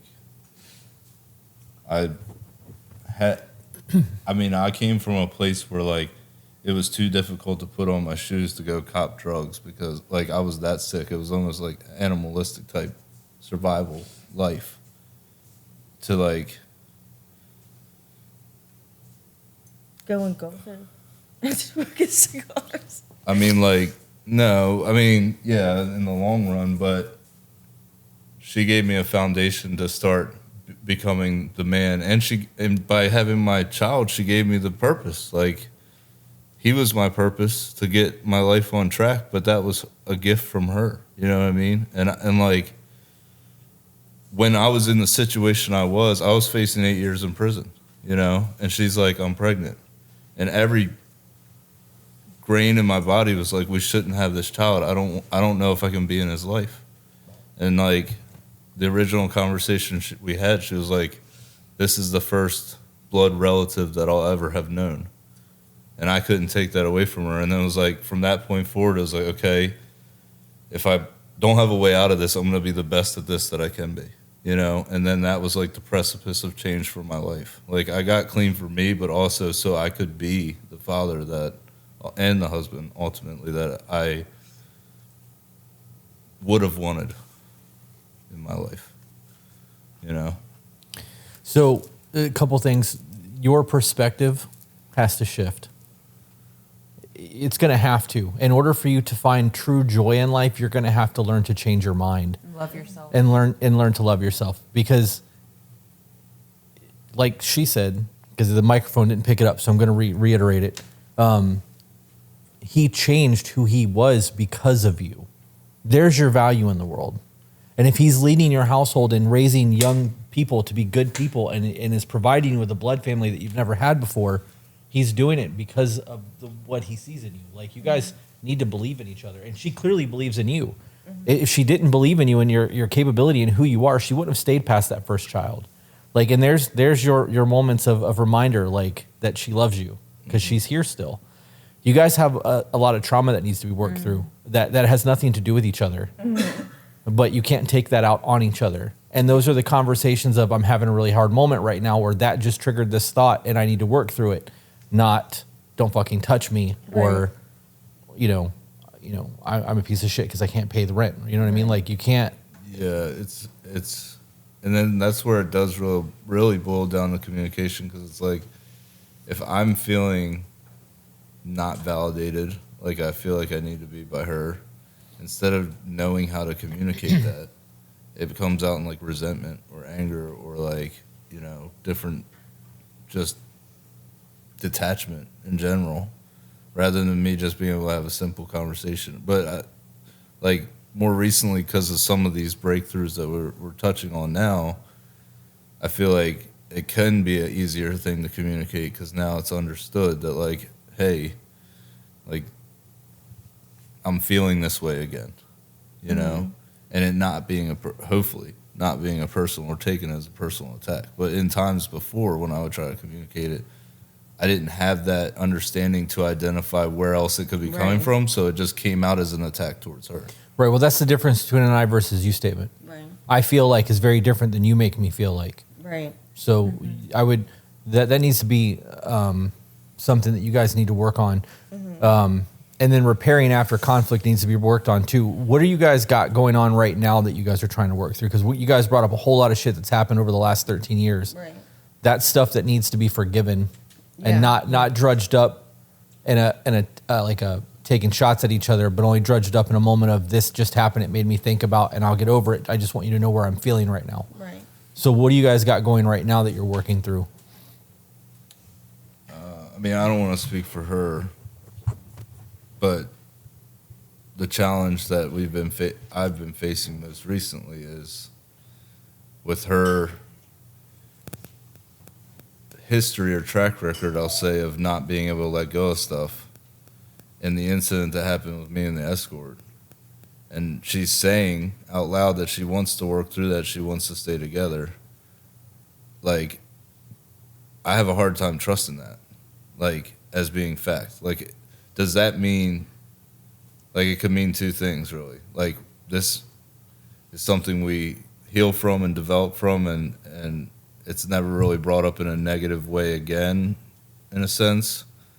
like as an attack, or it can be something that like every time I leave the house, you're like, where are you going? What are you up to? Questioning and like not trusting, right? Which are both valid, right? Like she has every reason not to trust me, but that's not a life that I want to live. Like, and so when get ahead. So get ahead of it. well, and that's what I don't ever go anywhere without telling her where I'm leaving. Like I don't. She knows where I'm at all times. Like, and that's not I did anything wrong. It's just I'm going to the store. I'm going to do this. Well, and it's also, but she has to trust that you're saying that you're actually doing what you're saying, right? Like, and so there's, the whole reason she found out in the first place was because she was going through messages in my phone or my iPad, was seemingly not a whole lot of reason to do that. There wasn't like, it was kind of on a whim that she was doing that. Was But it to on a me- whim? Can I see that? Yeah. What was it on a whim, or did you have an intuition that something was happening and you wanted Well, to check? I feel like she had an intuition probably. Yeah. Yeah. But it's weird because there's been times like early on in our relationship, it was like an obsession. Like I know he's doing something. Was he? And, Was he doing something when you No. had that obsession? no. Okay, so I that was never past crossed trauma. this line until Right. It was later like the on in drugs the and stuff like that. Like when he relapsed, yeah. But like, so Okay. there's like, but it was mostly from old relationships. But then it got to the point where it's like, it doesn't make any sense. And he made it real clear. He's like, you can turn anything into a crazy thing out of context. And you can also like worry yourself so much that you're crazy. And then ultimately, like if I really did not want to be in the relationship, then I wouldn't. Like, or if something really was happening, it would come out eventually. But anyway, but for this time, it's like I wasn't in that mental space. It's just like my daughter uses his iPad and it dinged and I was like, I should look at that. And that was it. Like I wasn't even, I don't know. Okay. So call it intuition or call it whatever. I don't know, but So I have another question. He said that things get brought back up in a negative context. So are you doing this to create arguments? Are you doing this because you're dysregulated? Are you trying to seek reassurance and it starts an argument? so, and this is where like Can I? the dad and mom stuff in a second Okay. comes in because if Your it, dad and mom? his dad and mom His dad stuff and mom, okay. because if there's any questions or anything that I'm feeling, even if it's not a negative thing, but it's just like what was it the other day in the car? Well, that's what I was going to touch on. Yeah. So, like, it came up actually on our way here from the airport. A few days back or a week or so back, there was an instance where we were trying to have sex. I wasn't able to stay hard, and she felt like naturally, like she was unattractive or something from that. Okay. But then when she brought that up, it was also tied to like, but you were able to get hard for this person, Was that said? Yeah. pretty Well, much. Okay, so It I'm was going to like- pause it. Not in a bad way, but it's like No, I still I understand. Right, said- no. So I'm going to pause the conversation. So already there's already some type of stressor going on because there's issues with performance. And which led to an insecurity, which is completely normal. All the time, if something happens, was it me? Right. No, today was whatever. I'm having a hard mental day. And then that's the end of the conversation because life is fucking difficult and we're not going to have sex 24/7. Right. The continuing past, right? Now, if saying, I feel like I'm unattractive because that happened, he gave reassurance and you said, okay, I'm just having a hard time right now processing that because I'm feeling insecure due to Right. the infidelity in the past. Right. That could lead to a conversation of you need to be soothed in the moment. And if that leads to a conversation of his day and the demons that are attacking him leading to the performance issues, fantastic. That comment, though, of you could stay hard for whatever, no matter how it was meant. I'm sure in the moment he already felt emasculated. He wasn't able to perform for his woman. I'm sure he was already anxious that things were going to get brought up. And then it did. Right? So what was the context of you saying what you said, and what did you say? So, like, that happened, and then I kind of, like, backed down. Like, that, I didn't bring it up then, because it's just, like... You, I think the she's performance asking how issues? the Or conversation went exactly. Yeah. From your point of view. But I'm getting there. All right, because- so it couldn't play out. You guys are Right. laying next to each other now. Right, no. That's not when the conversation happened. So how did the silence break from... Well, it didn't. So it broke because of a different thing. So that happened, and then we didn't have, like, I wasn't pursuing him anymore as much. And then later it was like a comment. I made a he made passive it aggressive comment about like her lack of pursuit of me, and I was like, because over the last few weeks, in the effort to try to get things fired back up with us and stuff like that, there was a lot of intimacy happening. Sex more time, like more in one day, like more times than once in a day at times. And then, and it was a lot of her like kind of chasing me, like, you know, jumping my bones basically. And then like it was fizzling out. Since I've moved back in, I noticed a gradual fizzling out. And my best effort, which was pathetic at best, but was to make a passive aggressive comment about it, a joke, you know, about it. And like what I said verbatim was, remember that time, or remember when you used to like want me, you know, or whatever, and now you're not, like that kind of thing. So this was after the failed attempt of trying to... That was, yeah. Have intimacy. It was kind of, yeah. Okay. But so did you mean it to be passive aggressive, or were you trying to make a joke to break the ice? I felt like I was trying, I didn't have a better way to communicate that like things are fizzling out. Right. And so that was my mechanism to do that. Okay. In a joking trying to lighten it. Yeah. Because I don't want every conversation around to be this huge heavy thing, because it's like, I'm not going to leave you because you don't like pursue me in a 3-day span. Like that's not, so like in an effort to make it a lighter thing, I brought it up as a joke, which came across as a passive aggressive joke. And then her reasoning for not wanting to pursue me was because of feeling unattractive because of the instance where I wasn't getting hard that day. And then that led to the comment. That led to the conversation we were having. And it was interesting you brought that up, like about the anxieties or whatever I was having, because that's exactly where where I took the conversation. Was like, no, I had all this stuff going on that day, and I was mad at myself that I couldn't perform because I knew I was in this fucked up mental headspace, you know. And so like, I was all messed up over it too. I was even sharing with a friend that instance that had happened and how messed up I was. Of course, she doesn't see that. You know, so she doesn't see her having a hard time, or doesn't see the text messages. The conversation with the friend wasn't with her present, so like she doesn't see that I'm like trying to work out my side. So why wouldn't you bring her into that loop? There's a whole lot of talking to other people and a whole lot of not talking to each other. Yeah. So. Yeah. No, do you guys see the dots that are being connected? yeah. Right. So like you were already having a hard day when you needed an outlet of somebody to talk to. Instead of going to your wife, you went to a friend. And then there was further disconnect. Yes. My husband said further disconnect. And then there was the attempts, right? So you had no idea that he was going through this time. And from what it sounds like, that is an abnormal thing for you to do, to try to exert love physically that way, right? Mm-hmm. Does that sound accurate? Yeah. As for far both as of you? pursuing me? Or Yeah. what? Yeah. Like I mean, that hasn't been a normal thing in our relationship. Okay, so usually I'm the one pursuing. Right. You know. So the day she's trying is like the worst day for you mentally. Right.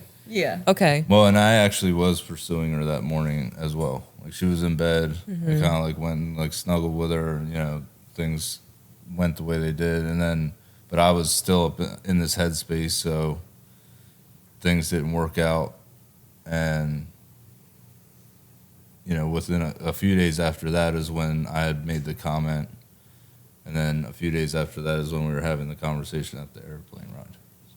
I'm trying to like lay out the timeline because it seems Okay. like it's distorted. So I'm a little bit confused now. Okay, so you had a bad day. I was having a bad stretch of days. Bad stretch of days.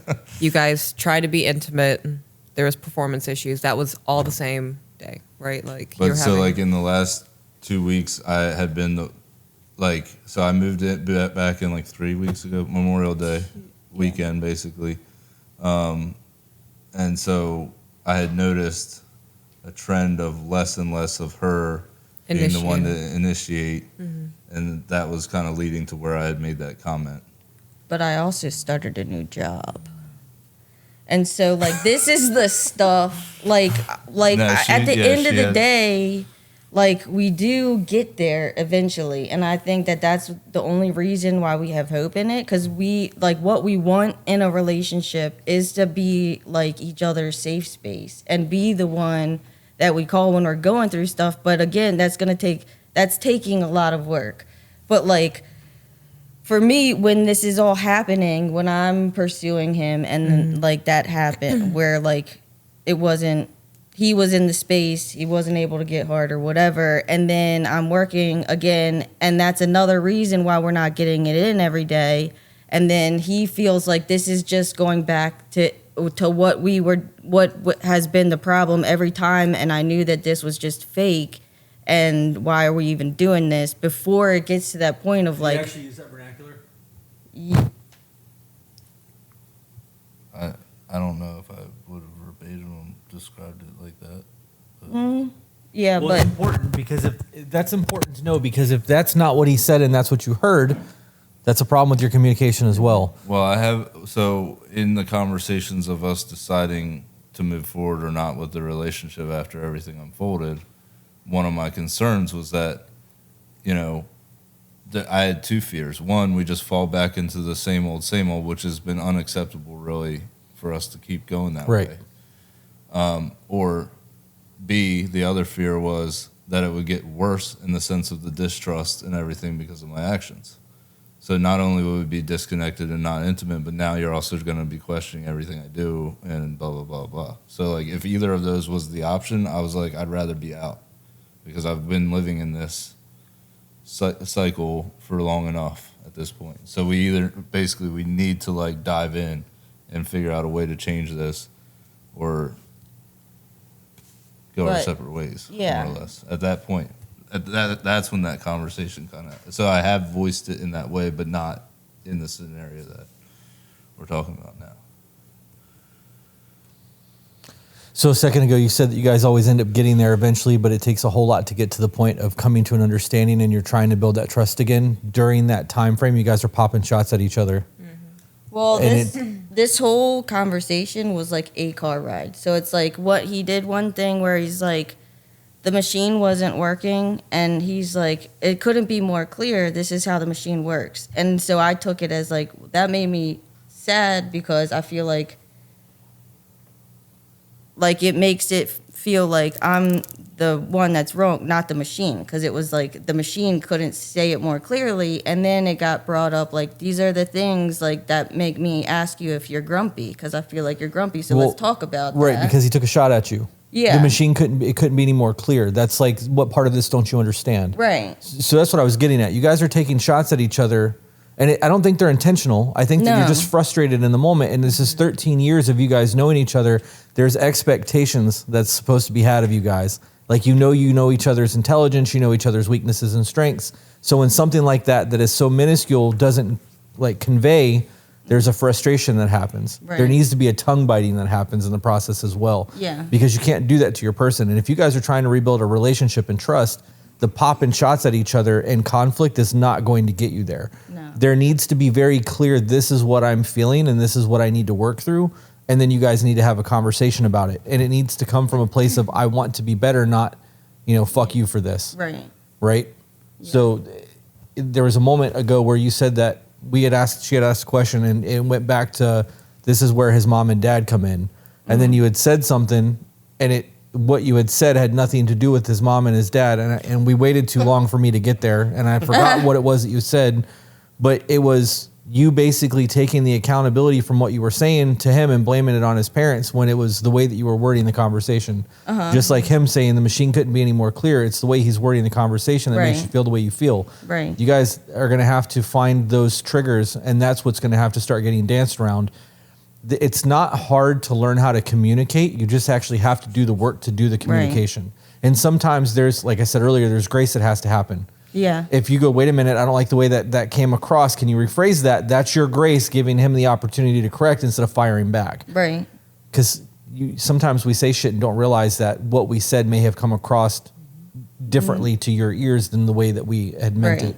Right. And that's what we're. Don't look at me like that. That's where that's where we're at working on, because it's like when that conversation opened up, like when you said it, then this is how it made me feel.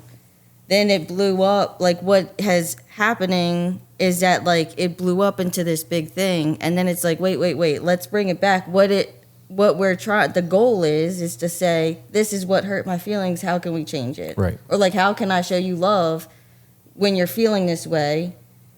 What do you need from me right now? Right. Yeah. So that's how it eventually gets there. And Right, it's a but- short period of time. This is like a 30-minute time span of like, we go from like everything's fine to like, we're going to fucking blow up Florida to like, oh yeah, we love each other. Like, It shouldn't get to the blowing up Florida part, though. Right. And the more you guys learn how to communicate around each other's triggers, the less that becomes a thing. But there's got to be grace there, and you have to pause in the moment and be like, why did you say it that way? Right. This is what I heard. Is that what you meant? Clarifying statements and probing changes things, because if you get hung up on something and he continues talking, or vice versa, one of you is still hung up. It's like me getting hung up on that want versus need thing. I sat here for 45 minutes holding that to have that conversation, right? Because she had questions and I didn't want to interrupt. But that's a thing for us. A lot of people will get hung up on one specific thing in a conversation, and until that thing gets resolved, the rest of the conversation's not happening because we're still stuck on something. That's why she looked at me like that a minute ago, I bet. What do you mean? I looked over and you're just fucking staring. Like, you knew like, yeah, you do that shit. What, the saying something that's not hitting my ear right? Yeah. Yes, that's exactly what I was smirking at. I know. It's to the point now where we'll be somewhere and he'll say something and we'll continue on and we'll get in the car and I'll look at him and be like, I didn't like that. And he'd be like, I know. I said it and I looked at you and I knew. And that's it. That's the end of the conversation.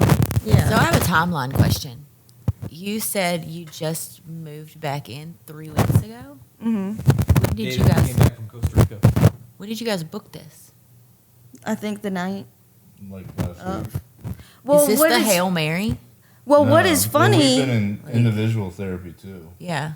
And then when we were in the process of talking about working out the relationship, it had come up about maybe trying some couples retreat things. Yeah. Because I had thought about it in the past. She brought it up. And then in that time, I had also introduced her to their podcast. That sounded deep. And then full circle, she found out that they had, we're having this event. And we were like, it was kind of like, should we go? Should we not go? Let's just go, and see what happens. So that enough is, did she bring it up or did you bring this retreat up?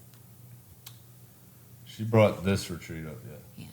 So in the thick of what is going on, and like this is not cheap and this is not comfortable and this is people you don't know in a group This is therapy my sort of worst session, nightmare. that shows both of you like this is hard work and you're willing to do the work.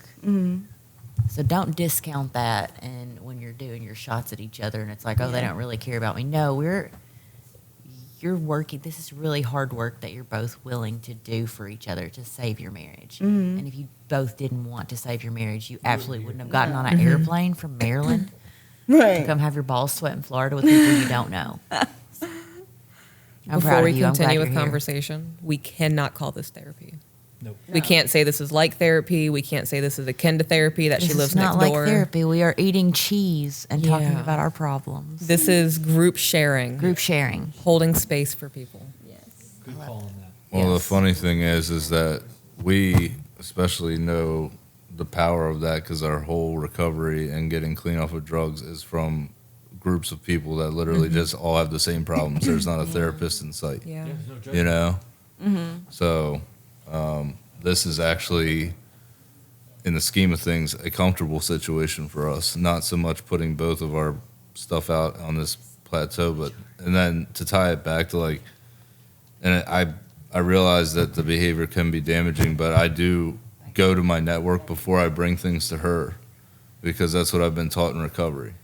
Because like my first thought is wrong, generally, you know. What do you mean your first thought's wrong? Like you have incorrect data, or No, like you're my hot tempered? impulse is to like blow shit up, destroy shit, use, die, kill myself, whatever. Right. So like that's why we drill it into our own heads in recovery. Like first thought's wrong, so don't do that. Sit Right. for a minute, think about another option, talk to someone. You know what I mean? This is how we prevent ourselves from using. Right. Who do you Like- talk to? Who is that person that you talk to? So I have a sponsor and I have a group of like 5 or 6 men that are all very intimately intertwined into my network where I would Yeah. go to.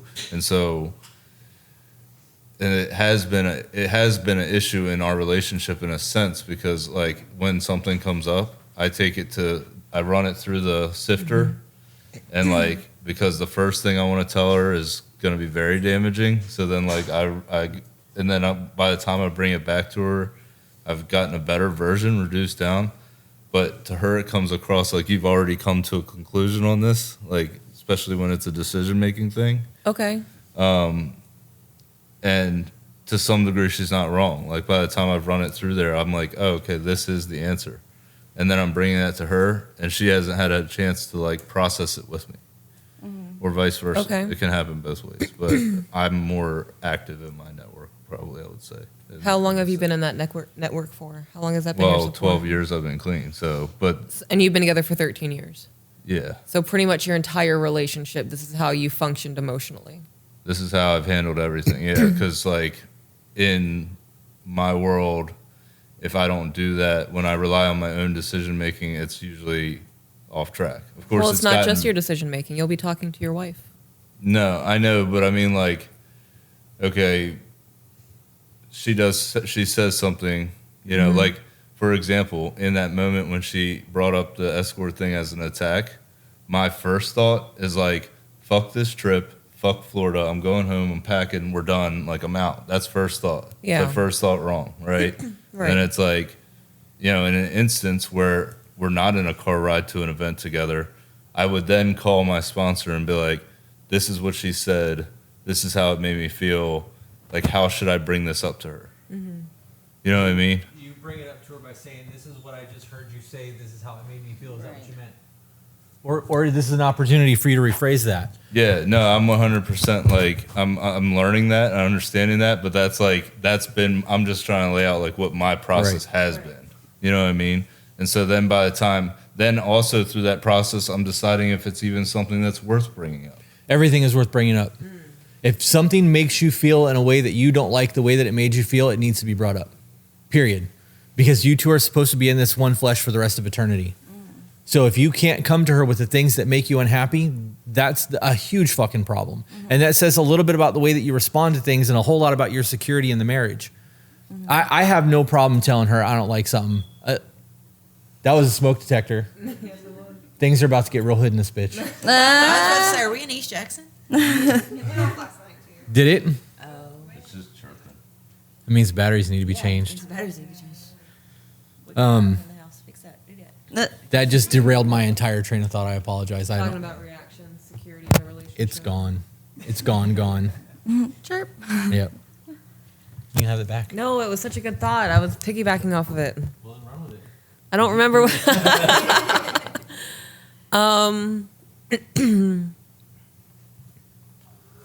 Security in the relationship. One flesh. I mean, by not having these conversations, it's caused a disconnect in our, you know, like us processing the things together.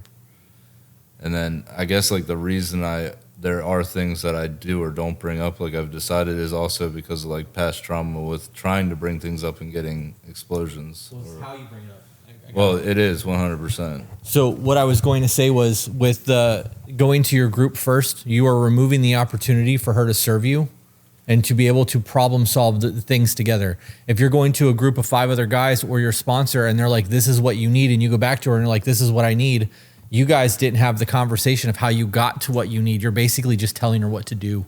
And you guys need to have that back and forth and come to a solution together so that you're on the same understanding of why. Right. And that matters. Right. I also want to touch on it could be conversations about what you guys need together. Right. While it was being explained, you almost interjected and said something about how you feel like decisions are coming to you already made. Mm-hmm. And I interpreted that as it could be decisions about his own internal life, or it could be what next car you guys are getting, like something that impacts the both of you in a way. Mm-hmm. Is that inaccurate? No, that's accurate. Okay. So that would make me feel like I am not important. Yeah. Right. And that's not in the whole sense of your life. Right. But when it comes to decision making on things or just being in the loop of what's going on with my husband, I would feel less important than the other people who are coming before me in the know. Right. And I'm not saying that in a shitty manner. No. I understand that this is how you've done it for over a decade. It's So like, not to cut you off, but like, it's almost been, the belief has been backwards to me. Yeah. Like, I want to screen this out and make sure I'm bringing you the best information I can. right, and I see it from that perspective too.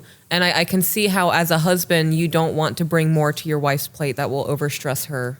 Yeah, because I can be dramatic. Right. I can like make everything a deal. If I Yeah. want. Right. You know what I mean? So I have to like, they're like my sounding board to be like, is this something that's even valid? Like Right. that I should be bringing up? But Because every little feeling I have, if I acted on every little feeling I have, I wouldn't be sitting here right, now. Like, or I've- brought it up. It like could that, be just. that community has kept me from going back to my old ways Mm-hmm. time and time again. So it's like it's tried and true in that area. It's just Fucked like up. realizing that it's a separate thing. Like the marriage can't operate that way. You know what I Mm-hmm. Right. mean? But it's just a tool that's been like I have so much faith in that tool that like I'm like, yeah, this fucking works for everything. Every Yeah. business decision I make, every friendship decision I make, someone should be in my life, shouldn't be in my life, you know, all the way through to my marriage and my kids, all runs through that same network. You know what I mean? So it's like, Do you see how that takes away your sense of self and your own decision making? I was just gonna Not say that. not completely, but everything in your life being run through a filter of other people, it removes more and more of your wants, your opinions, desires. and I do see that. And and to there's be also fair, a the lack net- of trust in self. I wanted to say that too. yeah. And to be fair, the network that I use is also aware of this same, like we all do this. So it's like we're all aware. So like most of their impact is trying to guide me to what I really want. Right. You know what I mean? Like they're not there trying to give me their opinions because they're, I don't want to say trained, but sort of trained in this art of how to work through things together. So their guidance is like what you're doing right now is like trying to guide me to what I would really want or what seeing the core of the problem. You know what I Right. mean? So that's what they're trying to do in that not therapy type thing. You know what I mean? Therapeutic environment, I'll say. Right. So I guess like I can see where you're saying like it could delude what my initial thoughts and wants and needs are, but also they are helping me dig through because there's like, of course, there's the surface level stuff of like, oh, she said this, how dare her, to like, why did that really hurt me, to like, Right. you know, is that something that's her fault at all? And then whether I should even bring it up is determined by if it's something that she has an impact over. Like if this is a thing that I dealt with from my father, then like it's not like her saying that wasn't really the issue. Right. It's still a problem because if you don't bring it to her and it is an issue with your father, she doesn't know about it. So if it happens again and you get butthurt and you start behaving differently, she has no idea what's going on. Like those are things that you're supposed to go to your person for so that they understand the process of what's happening. That's what I was saying a minute ago. You guys have to lean on each other. And if she says something to you and it makes you feel a certain way, regardless of it, whether or not it's her fault, she needs to know like that's not okay. If some, you know what I mean? Like you are going to accept different things from different people as well. Like, I might say the exact same thing that she would have said, and you may take it differently for me because of my tone or because I have no stake in your life and she's your wife. It's a very different scenario. So like having the conversations of why did you say that way? I don't like the way that made me feel. It gives her the opportunity to correct the behavior, or for you to be like, I don't know why it made me feel that way. And then later on be like, well, my dad did that shit. And now I realize that that's my dad talking out of your mouth and it really bothers me. Right. Can we find new ways to communicate so that doesn't happen? Right. She's not responsible for your triggers, but if she's not aware of your triggers, she can never sidestep them. Right. She's going to be tripwire constantly. You know what I mean? And to your point, like when we're in a good space, I would bring all that information back to her. Now I see, like you said this, it bothered me. But I've realized, just leaving her out of that process, I guess. Yeah. I'm not taking away from that. But like when we're in a good communication space, I would be like, hey, look, I see now why that bothered me, blah, blah, blah, this, that, and the other. But the other people in my life are what helped me come to that conclusion rather than her. But when we're not in a good space, there's no follow-up communication. Like, there's no, like, it's just like, you hurt me, fuck you, I take it to my network, I never say anything to her, I harbor the resentment. Well, that's how, like, all this, and, like, I like that the point's being made that, like, because this is what the core of our relationship problems is that we aren't that sounding board for each other, and that's created this like disconnect of our relationship of us two living two very separate lives. And it's like, well, you don't respect my decisions. Well, I'm not a part of your decision making, and if I ask you what do you want and you're like, I don't care, whatever makes you happy, and then you're mad at me 5 years later because it was all like what I did, but he was doing that to try to be nice. But like you're saying, like, I don't know what all the triggers are. And he like sounds it off, but I feel like just as much as his like network has proven to be like good, like I feel like my reactions have also been pretty fucking good as far as like being able to bring stuff and be honest with stuff. Are you reacting or are you responding?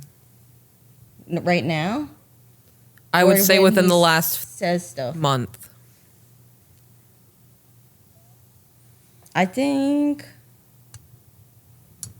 responding, like hearing things and like not out of whatever he's coming with. Like when he was really upset in the car. And then it's like, wait. Like this is what we're here for, is to like work out some of this stuff. And like the thing about bringing that up wasn't an attack. It was like, this is what it reminded me of. And this is why it makes me feel so vulnerable, because what I'm receiving is that, like, you're attracted to this and you're not attracted to me or whatever. And so bringing it back to, like, I wasn't attacking you in that moment. Mm-hmm. And, like, this is what it is. And then being able to have the conversation, the whole full circle, as messy as it is, like, that's what I need. That's what I want. I think that's what he wants too. So it's like working on. When you were in the car, did you say it the way that you just worded it to us? 100%. So you were telling him how he felt instead of asking him how he felt. Well, what do you mean? You just told him how he felt. The way that you explained the escort thing was all about your interpretation of things and not asking him his interpretation. So you guys you're projecting all of your shit onto him, and he's having to eat shit because of it. Granted, he did what he did. No, and there's going to be shit that's being like eaten in the process, and, but yeah. but are you attracted to that? And that's why you're doing that is very different than you are attracted to that, and I'm not shit. Right. So how you Yes. this is vernacular. This matters. I brought that up in the conversation because the way I actually said it to her, I was like, you've already created this narrative that had something to do with the escort. The two are unconnected. I was like, really, there's this whole other thing about how I was angry and miserable about this other situation in my life that was not allowing me to perform in that moment. You know what I mean? But you made it about this escort. That's a whole nother narrative that you built. And never once was I asked, like, why that happened. Like, and that would have been probably the better way was be like, why weren't you able to perform this morning? You know, Right. that Was never, this, so would that have happened after your passive aggressive comment? Yeah. Her having this conversation? Yeah. Okay. So, I guess what I'm getting at, I brought that up because, like, I want the messy part. Like, I need the messy part because that's what makes me feel close to you. I don't want the filtered part because I don't know what you want and what you don't want and what you like and what you don't like. You know what I mean? And all these other people know all that stuff about you or, like, whatever. And I don't. So, like, one of the things we're working on in therapy or that I think would be beneficial is to, like, how can I give me 3 things that, like, I can do to show you that I love you today?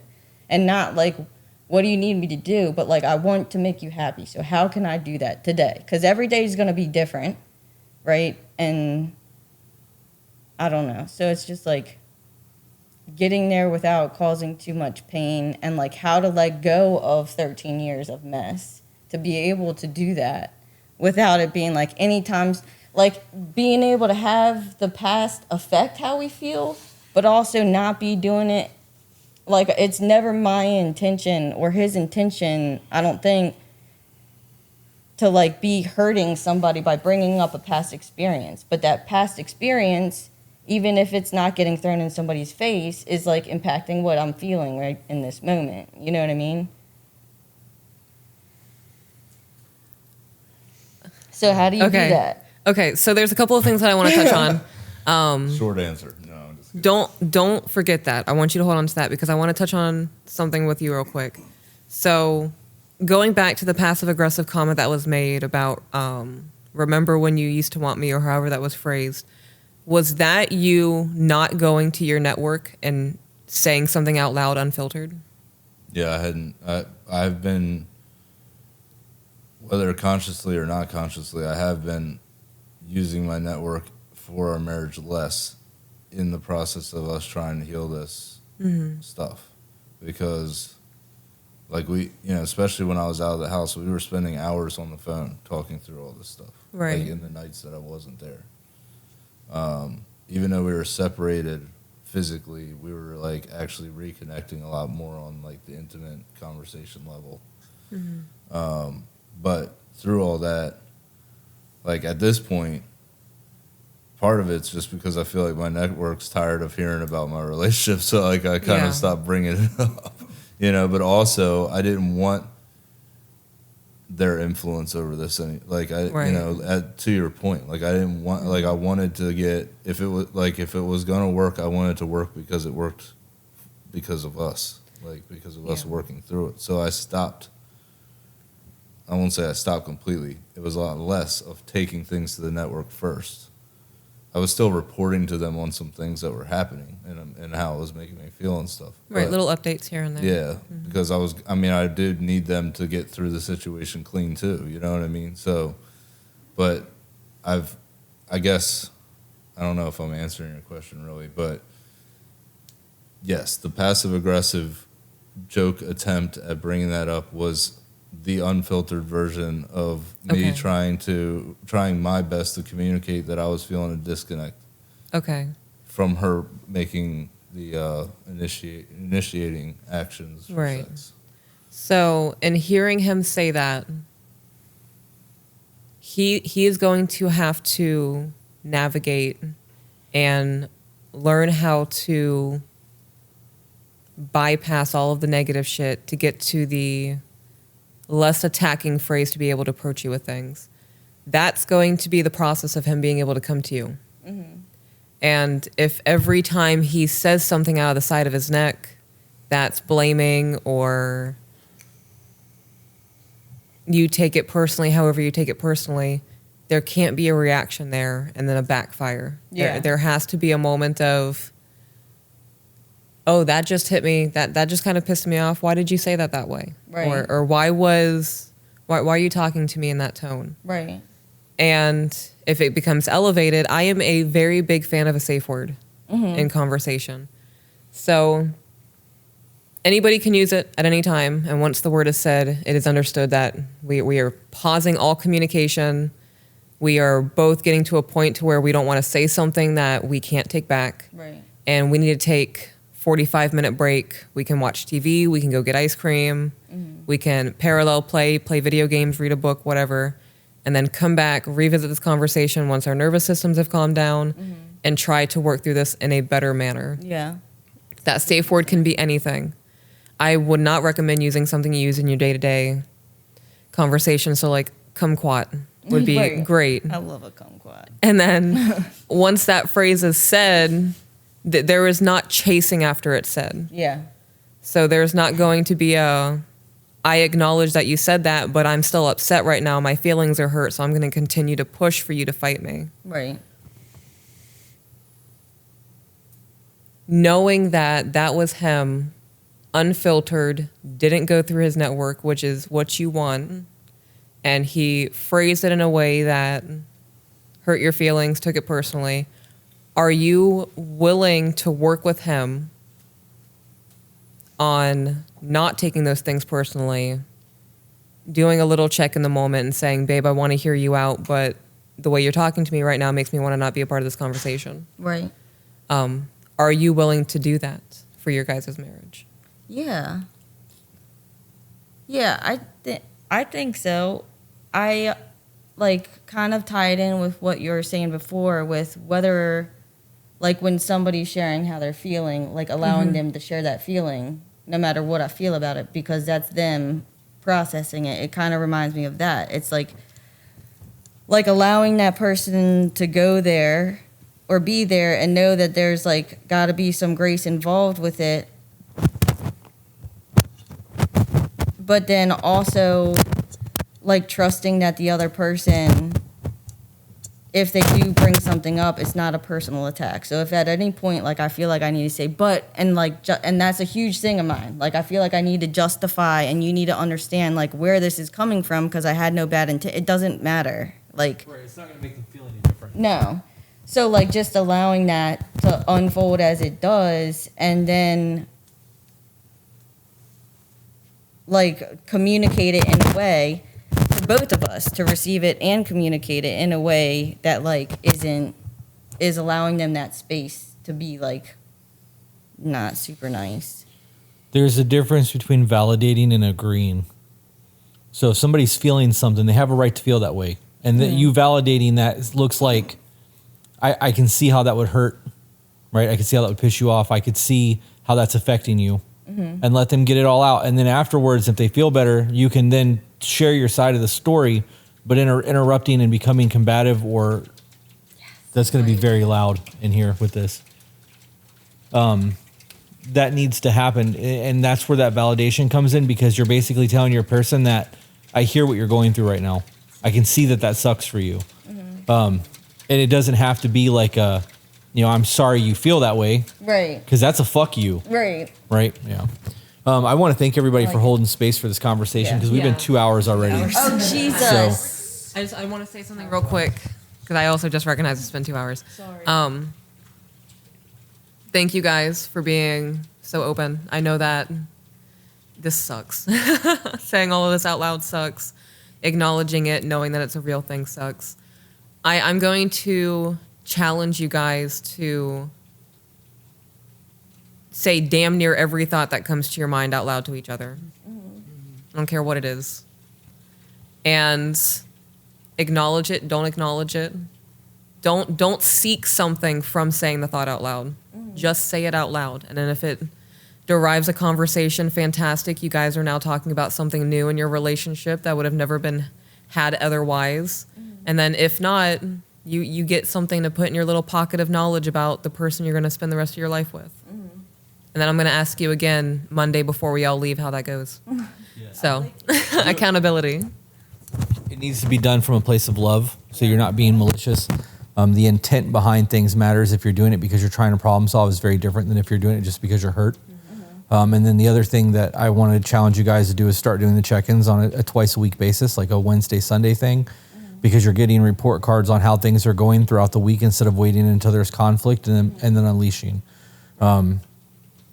for everybody that's listening to this on the podcast, the check-ins are free on our website. You can download a PDF. It doesn't cost you anything. And then the other thing that I think you guys need to do is start writing down things. Like you had said, the 3 things that make you feel like, what do I need to do to show you I love you today? You should be writing down things that you need from each other. And then you guys can bring those up during the check-ins. Like, hey, I noticed this week that our intimacy fell off. I would like to be pursued a little bit. It makes me feel like I matter to you if you tell me that I'm beautiful, or you grab my dick every once in a while. Like whatever it is that you need. We're really simple like that. Yeah. I mean, I'll take an ankle compliment. It doesn't take much.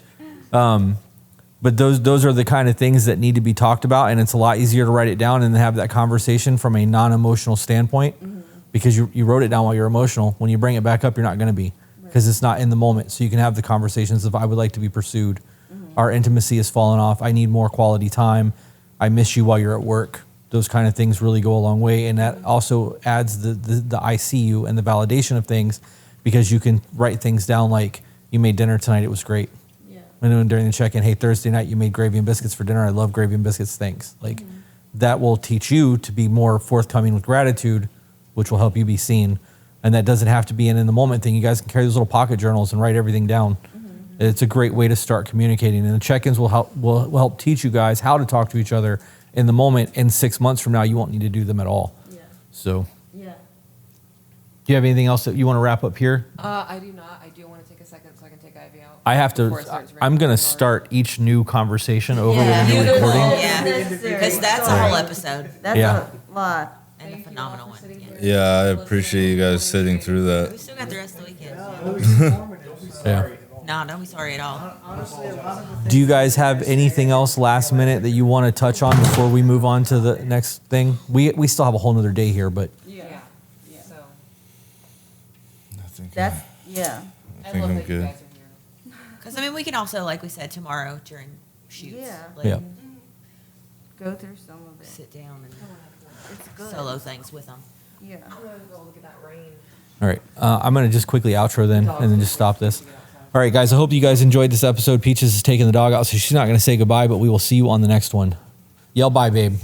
Bye. All right, guys. Let's do this. Are we ready? Nope. Bare your souls. Go. 3, 2, 1, go. A little bit of backstory. I was married before, previously, for 13 years, and it was really hard.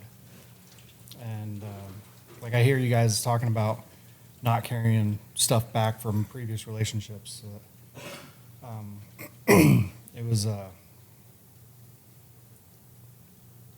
lot of push your family away. She didn't want anything to do with like my family at all,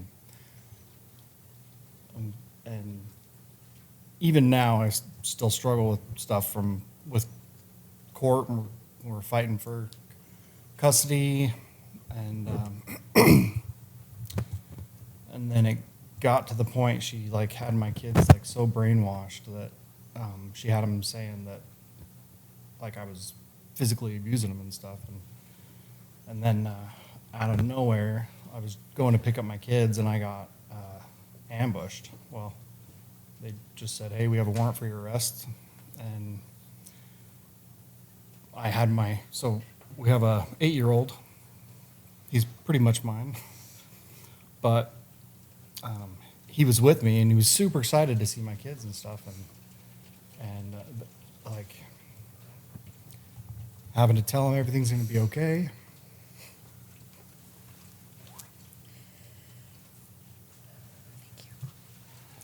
And then disappearing to jail I was in jail for it was only like a month. Well, like 22 days. Mind you, this was a month and a half after we got married. Yeah. And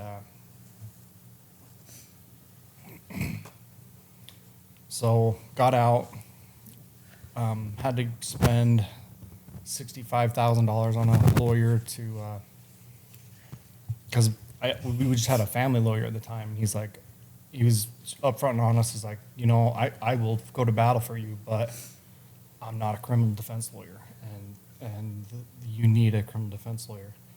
So I looked up the best in the state and got the, it's like, whatever I need to do, I'll prove that I'm innocent no matter, and it was the day before court, so I had to be at home with an ankle monitor on for a year. And then it was 2 days before court, and my lawyers had talked to the attorney, and it's like it's obvious. Here's all the evidence. Look at everything, and then the district attorney just threw it out, and had a ton of guilt for dragging her through this. Like, it was hard to. I would move mountains for you. You realize that, right? But we've come a long way, and like, I couldn't ask for a better wife. Like, she's amazing. I love her, and we hardly ever fight, and when we do, it seems like little things, and they do build up. And sometimes I don't know if I don't want to bring stuff up because of what I've put her through. I feel like that's my fault. And when he does bring stuff up, I get defensive because it's been a thing that I've done since I was very young. Like, I grew up with, a huge family, a mother who has very much the mindset of honor your family name and make sure that you do everything to your ability to be the best human being you can. So having people in my life who would constantly accuse me of things that I didn't do, that I felt trashed me, put me in a difficult situation, and it's almost like it's built this wall up of when he does try to bring up just the littlest of things, I put that wall up and I just want to beat it down, but I don't know how. I don't have the tools, and I need the tools so that he can feel comfortable talking to me about things that do bother him. Because it's not very often that, like, things come up like that. Like, we do have situations where, oh, hey, you did something today that kind of really didn't make me feel great. It's like, okay, I'll do what I can to not do that again, or I'm working on it. Please give me some grace so that I can become who you need me to be, who you want me to be. And I am just struggling with that because, like, I wrote something down. While you look for that, what's the difference between the days that you get defensive and the days where you say, give me grace? Or the situations? So a lot of it, I feel, comes from where I work. I work in an industry that is 99.9% men. Well, I kind of feel like it's the way I approach it is how the difference is. Mm-hmm. If I come a little bit softer and try to work into the conversation, but if I'm frustrated and I bring it right up, and then it's just immediately walls up, gloves out. And that comes from having to do that to keep myself safe from my son's biological dad. He was not a good person in the least bit, and it was an everyday thing for 5 years almost. It was more 4.5 of trying to defend myself. And it's trying to break that I'm struggling with so bad. How long have you guys been married for? 3 years. How long has it been since you were in that last relationship where you had to fight? So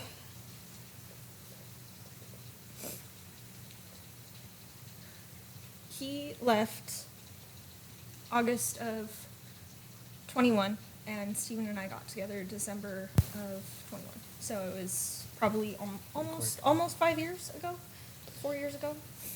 So you guys got together like 2 months after that relationship ended. It was about 3 months. Yeah. September, Okay. October, November, 4 months. So, Because he left the beginning of August. what did you do in that 3 months to heal yourself from the things that had happened? I didn't. Okay. A lot of it has been like talking things through with Mm-hmm. him and trying not to blame myself so much because I feel like I was a huge part of why things didn't work out with my ex. Okay. And that guilt that I feel from it, like I should give him a chance, but he's proven time and time again that he can't be trusted, Mm-hmm. especially around our boy. And I Right. didn't want to put my boy in a situation where he would be in danger. So that guilt, I don't experience guilt in that sense the way that you do. I experience guilt from other things that could have different outcomes, but it would impact my mental health or it would compromise my values, my morals, those kinds of things. So that guilt has not gone away. The guilt's still there. So I don't want to sit here and tell you that, yes, one day you will never feel that way again. And it's going to be great. It gets easier. You will become more logical about the things. The emotional side of it will start to die down a little bit as you continue processing, working on things. So it does get better. It just never dies. And then you asked a question. What was your question? It was, geez, where'd I put my little book? How do I go about taking down this defensive wall when it feels like it's an attack on my character and my loyalty? Okay. So you said that, and it triggered another thought in me of something that I wanted to say on something you said in your explaining. So you listed 2 things externally from you that are reasons for maybe like reactions or behavior. I'm not trying to repeat verbatim, but it was something along the lines of this happens because this situation or this person. Does that make sense? Where Yeah. she works and stuff. Yeah. Right? Okay. Because we both work and Right. it's industrial, so it's like one of my, like it's easy for me to get, I haven't been a jealous person, but Because of previous Yeah. previous relationship and the way that she treated him, Mm-hmm. it's kind of followed us into our relationship. And I noticed that it's definitely gotten better because in the beginning it wasn't the greatest, and we were trying to solve that, but he has gotten better with it. That's good. In regards to external things impacting you and then it bleeding into the relationship, I would put a big focus on trying to find ways to separate myself as a wife and who I am at home from the things that are happening at work, with family, with friends, whatever. Yeah. I'm going to ask you a second time. I'm so sorry. Can you please read your question again? Yeah, absolutely. I have no problem rereading it. So my question was, how do you go about taking down a defensive wall when it feels like an attack on your character and loyalty? Okay. What about the interaction makes you feel like it's an attack? I think, like, from my side, it doesn't seem like it's coming off clear. Like, it feels like sometimes he's saying,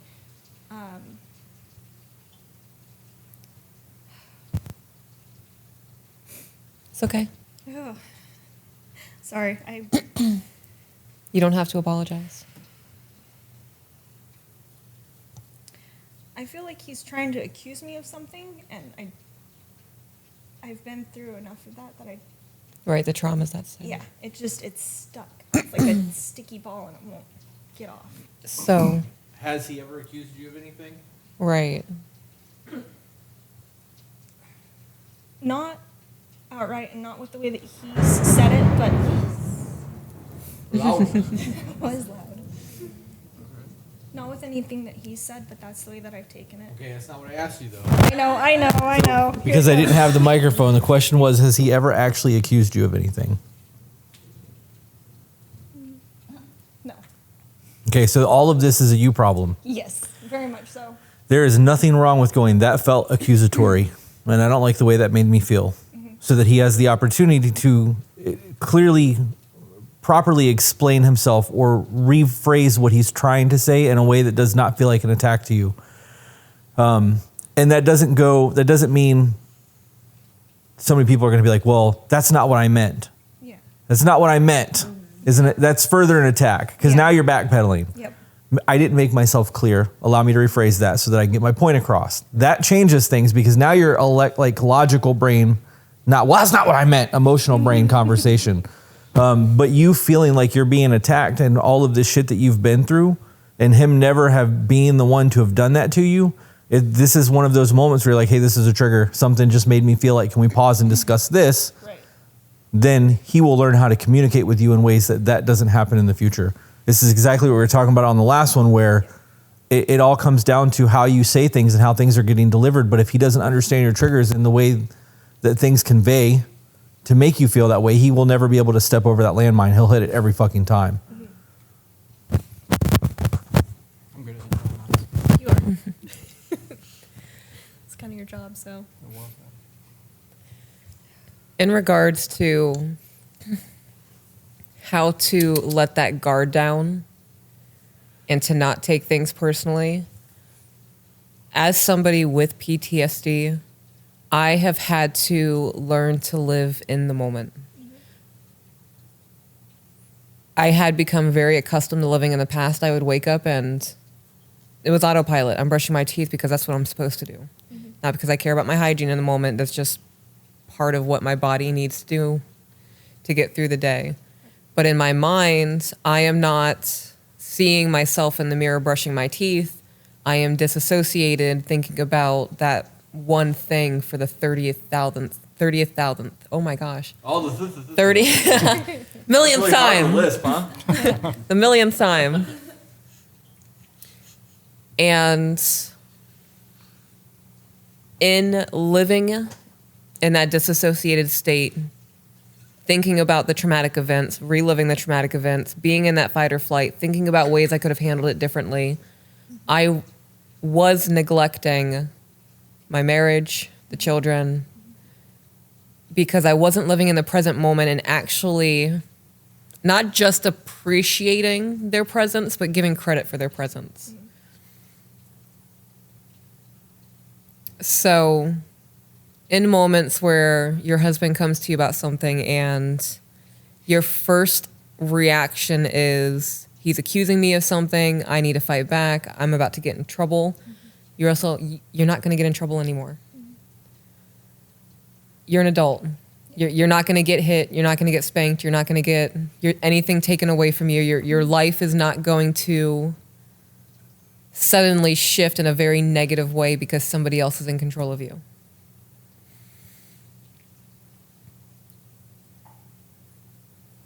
When that is your first instinct to have that reaction of fight or flight, I would start taking that as an alarm bell. So instead of falling into that and thinking I need to survive right now, I would view that as my body's trying to tell me that this is a trigger. I need to verbalize what's happening right now because I know for me personally, when I'm triggered and I become emotional, I'm like need to be weighted blanket tied down, freaking out polar bear. Oh, yeah. So or like I'm passing out. I'm about to hit the ground. Somebody needs to catch me and then I'm out for the next 45 seconds. That's how it feels emotionally once I've reached that peak. I'm no longer in control of myself. It's like third person view. So I verbalized to my husband, that just triggered me and I'm about to get stupid. And then I would try my best to be in the present moment and really look at my husband and think about the things that he has done for me to show that he loves me and that he is not the person I need to be scared of. And sometimes those conversations might take 45 minutes, hour and a half, 2 hours, because I have to take those times to really ground myself in the moment, look at my husband for who he is, not for the people that have hurt me. And being willing to be open to being checked in the moment. So if I am raising my voice or I have an attitude or a tone or I say something that is detrimental in any way, spiritually, mentally, emotionally for my husband, and he tells me I didn't deserve that, fuck, you're right. I'm sorry. And I'm not going to double down and no, you did deserve that because you just said this and you knew it would trigger me. It's a lot. It's a lot to do all of those things in the moment. And that's where patience comes in and grace comes in on your end. And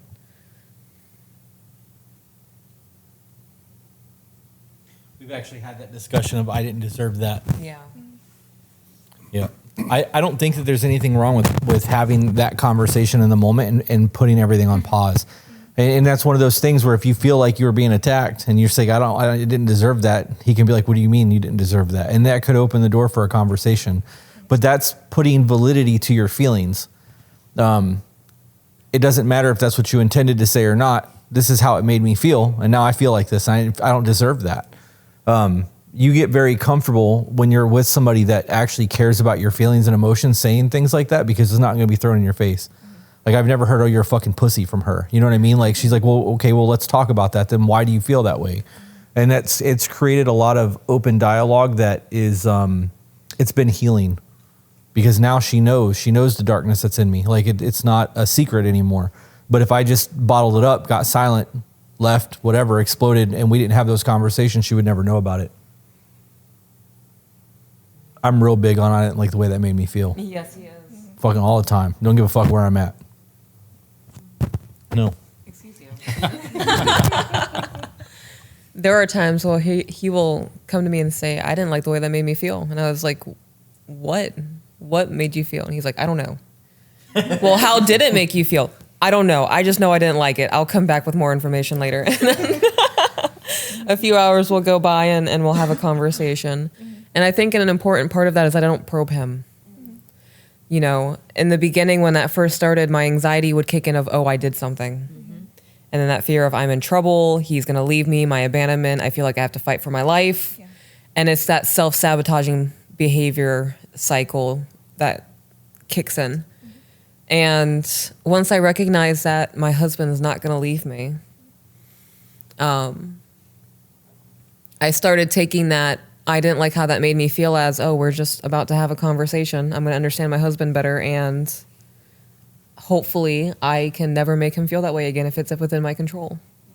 If it's not and it's other people or a situation, then we have to reevaluate putting ourselves in those circles or situations. But it's not something to start imploding inwards about. Is it, oh gosh, this may have to be cut. Is it too soon for me to say don't Hiroshima it? Or is it poor timing because of politics right now? I don't care. I think you should cut that. That's all right. The question is how many fans do we have in Japan? Oh, yeah, that's a good question. That's a very good question. I didn't mean it to be offensive. Sorry, guys. I love you. Did all of that make sense? Yes, it did. Yeah. Dope. Let's go in second. Like we have a lot of the same stuff. Like intimacy. Like I'm just like you. And I struggle yeah. because I feel like sometimes my libido's dead. Yeah. Just not there. And it might just be because I'm working myself too hard or I'm stressed Hormones. or, yeah, a whole bunch of stuff. I want to get blood work done because I feel like there's something wrong. But I am pretty just don't know patient. what it And is. I try to give her the space she needs when she needs it. And Yeah. So I'm going to, I don't know, challenge you, bring something to light. So you just said that for whatever reason, your libido may be low. Everything that you just talked about is exhausting. Yeah. mentally, emotionally, spiritually, I wouldn't be surprised if that is a major contributing factor to your low libido. Having so much chaos and confusion within yourself, the last thing on your mind would be something that makes you feel good. You probably want to kill yourself. So There's days where it's hard. Right. There's other days where it's like, let's go. right. For the So most part, it's low days. it's a lot. So it's hard on those days to, like I said, want to do something that makes you feel good. You probably feel like you don't deserve it. Why would somebody want to do that with me? Yeah. Whatever the case may be. Then it's hard for me because she's drop dead gorgeous. Right. I catch guys checking her out all the time. And then Why would you do that? Do what? What you just did. exactly. I have very low self-esteem. But you just negated him. Yeah. Like you just literally took everything that he said and threw it in the gutter. So you just took the way that he sees you and the way that he feels about the situation and shit all over it. And I don't think that you were intending to do that because you don't see it that way, but you did just invalidate everything that he had stated.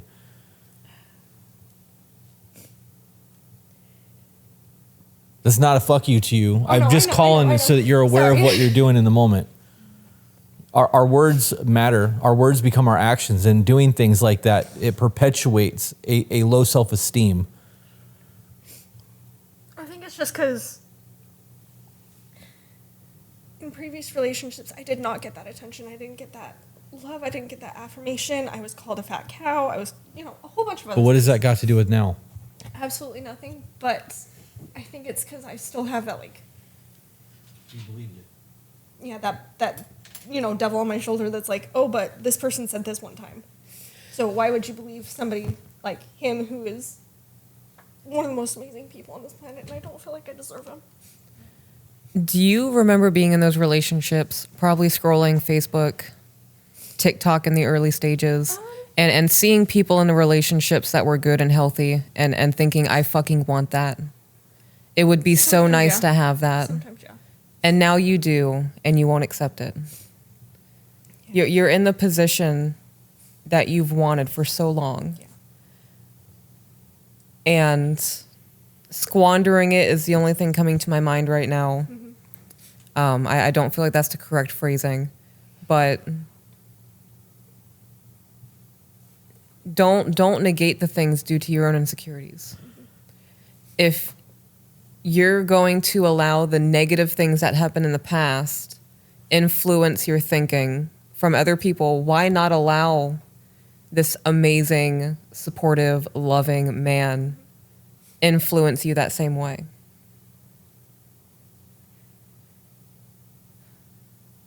So I know that he thinks that I'm beautiful, but I don't want to believe that other people do, because that kind of in a weird way grosses me out, because it's I don't want Right. anybody else to find me beautiful like he does. I think that's kind of where I struggle with that.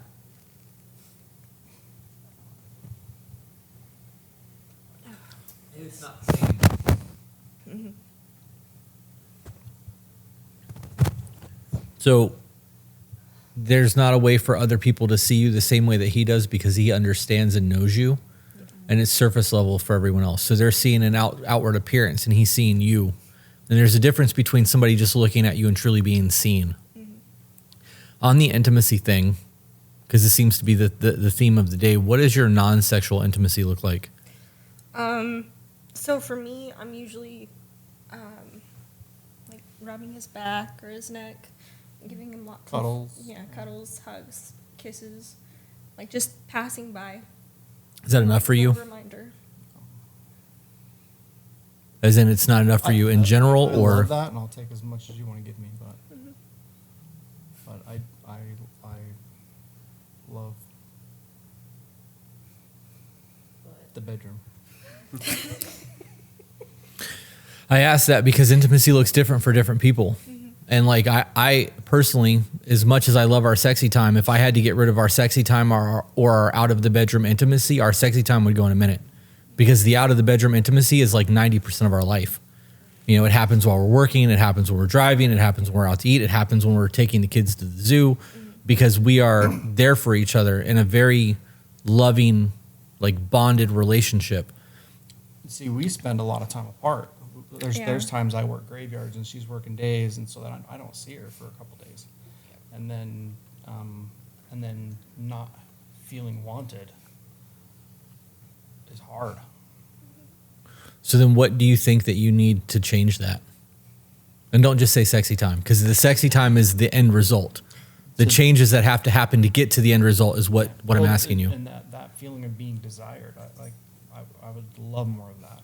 So like sexy, dirty photos on the phone while you're at work? Or like neck kisses, or yeah. Even and like we've talked about connection before, like while I'm, and that's one thing she struggles with, but like I love just a text, hey babe, thinking about you. Yeah. But she gets caught up in stuff so easily. I struggle to put my attention where it needs to be, especially when I'm at work, because, I mean, there's things that can kill me out there, where it's like, I might not come home today to my husband and my son. And so I have to have, like, all of my focus on that first. Well, what about when you're not at work? When I'm not When at he's work, at work and you're not? I do not do what I should. And message him more or call him more. I know there's been nights where, like, it's mostly been taking care of trying to catch up on taking care of the house, taking care of the animals, taking care of our son, trying to get dishes done, trying to get laundry folded, just little things so that when he does come home, he doesn't have to do that and he can just take a deep breath and relax. How much screen time do you have a week? Oh, fuck, I don't even know.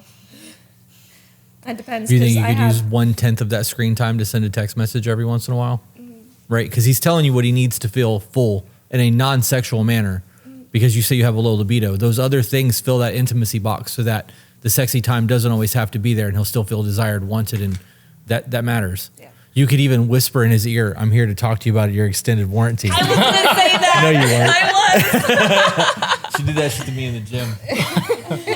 I was going to say, ladies, if you don't whisper in your man's ear, you need to be doing that. That is one of the greatest things you can do to him. And it doesn't have to be anything sexy. No. I like it when you use the left blinker when we drive.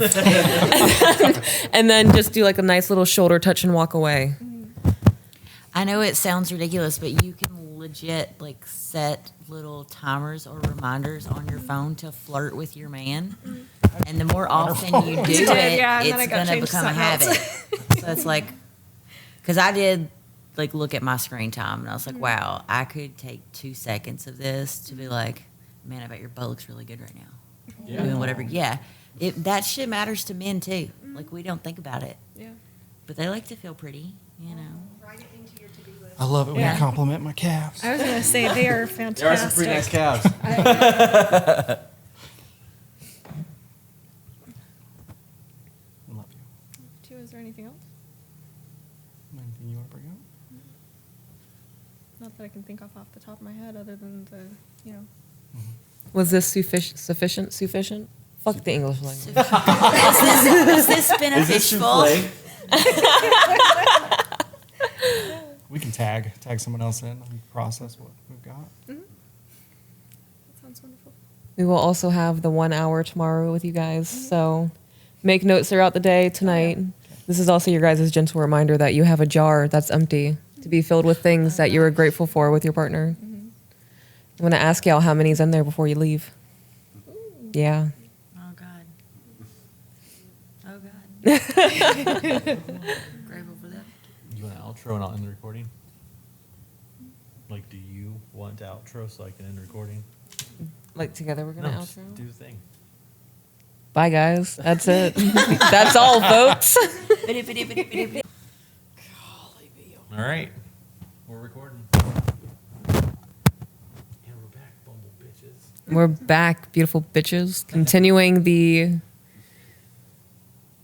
I don't know, figuring out the soul conversations of how to navigate life in a smoother way. Just trying to find something more than just Welcome back. welcome back. We're talking. Here we go. That's funny. All right. So what do we got, guys? Well, You can hold on to it. we don't really have any talking points that we thought of, but we could probably just go over how our relationship started, and because I think because something we've talked about in the past is kind of how quickly our relationship started. Whereas we started dating in May, and then by December of that same year, we found out that we were going to be having our daughter. So we really only had, 7 months of no child before we started getting to know each other. And then, especially once like the pregnancy started coming to an end, I started realizing like, oh my God, we've been pregnant with a child longer than we've been together. And I think part of some of it for us is we kind of just really got into the way that things are, like taking care of a baby and going to work and coming back and da-da-da. And because when I first emailed you guys, it was like, I want to say March or something after we found out. And your advice was pretty much like, you're going to have to just put your head between your knees and just pray, dude. Like, you're having a baby this early, and all this is like, and I think that's why I wanted to come out here too, was because it kind of just signified, I think, that we need to get our head kind of out of that mindset and start going, okay, what are we going to do? Because we've been starting that, like, we'll do trauma yoga therapy, not therapy, it's like trauma-informed yoga together each week, and we've done that for the last month, and, like, I'm going to therapy, and she's about to start, and... Yeah, after this trip, I start therapy. Yeah, so I think a lot of it, that's why I felt like there wasn't a whole lot for us to talk about, because I'm like, we just have a lot we need to work on, and we're just slowly becoming aware of that together. Like, because I think part of the main issue we probably have is, as I'm listening to some other people talk about their issues, is I think both of us haven't really found our voice yet, or like what do we actually want, or what do we expect, or what do we need. Like, we almost can't fully put our finger on that yet, and like, that's when I think we'll run into more problems, once we both actually know what we want. And because I think a lot of our life we didn't really stand independently, like, because we both came up in pretty chaotic families with like a lot of drug use. Are pretty similar. And so like we would lean on our siblings a lot, and I think we just went from leaning on our siblings to then once we got together we were leaning on each other. And So you're supposed to lean on each other. That's the whole point of being married. right, but I'm saying like in terms of that's the only thing. You know what I'm saying? Like I only find joy in the things that I do with her or for her, or I didn't have things that I found joy in for myself, or like things that I felt like I was interested in. How and go old are for. you? 26. I'm 23. So you haven't even you're about to hit your quarter life crisis. Well, I think that's what's hitting me, is what it really is. I'm like, oh God, dude. That's normal.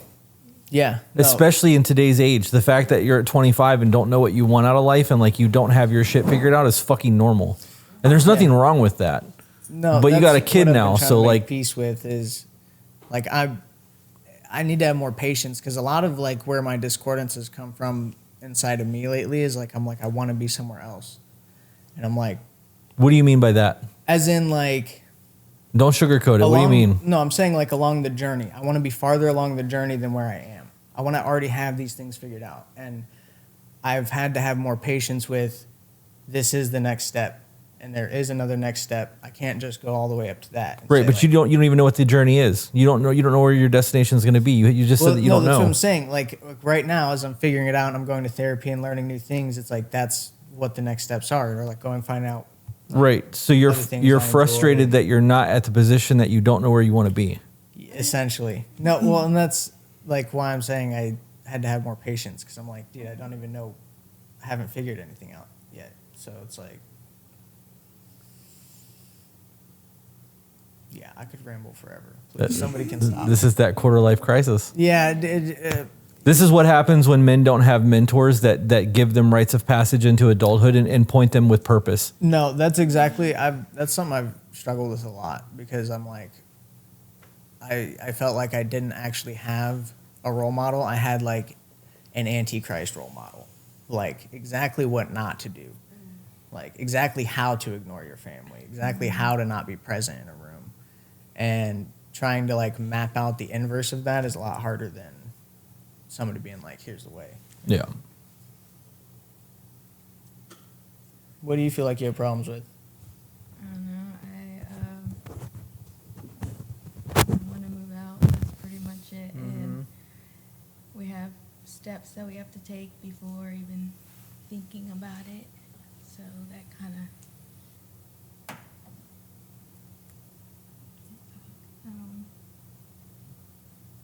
That's kind of something I want because I've never really had a stable home, been homeless, and stuff like that. So I dream of having my own place, and I know that we're still young and we're still figuring it out, but I still want like a place where I have the rules of who is allowed to come in, because with the way I grew up and where we live with his mom and his younger brother, and they just bring people around, and so like my body will go into fight or flight when I see like 3 people coming through the door, and I'm watching my daughter in the living room, you know, in my PJs, you know, and I've made it, you know, public to everyone. I'm like, would you let me know that they're coming over so I have that time to process and, you know, not go into fight or flight or shake like this, you know? And they did it for a few times, and then they stopped. And that's something that I struggle with, because I want to be able to live somewhere where someone's not coming through the door, you know? I know who's coming in, and it's my, you know, safe space to be in. That's what your home is supposed to be. Yeah. What's preventing you guys from moving out? Really, it's our spending habits. We'll just spend money on kind of whatever, and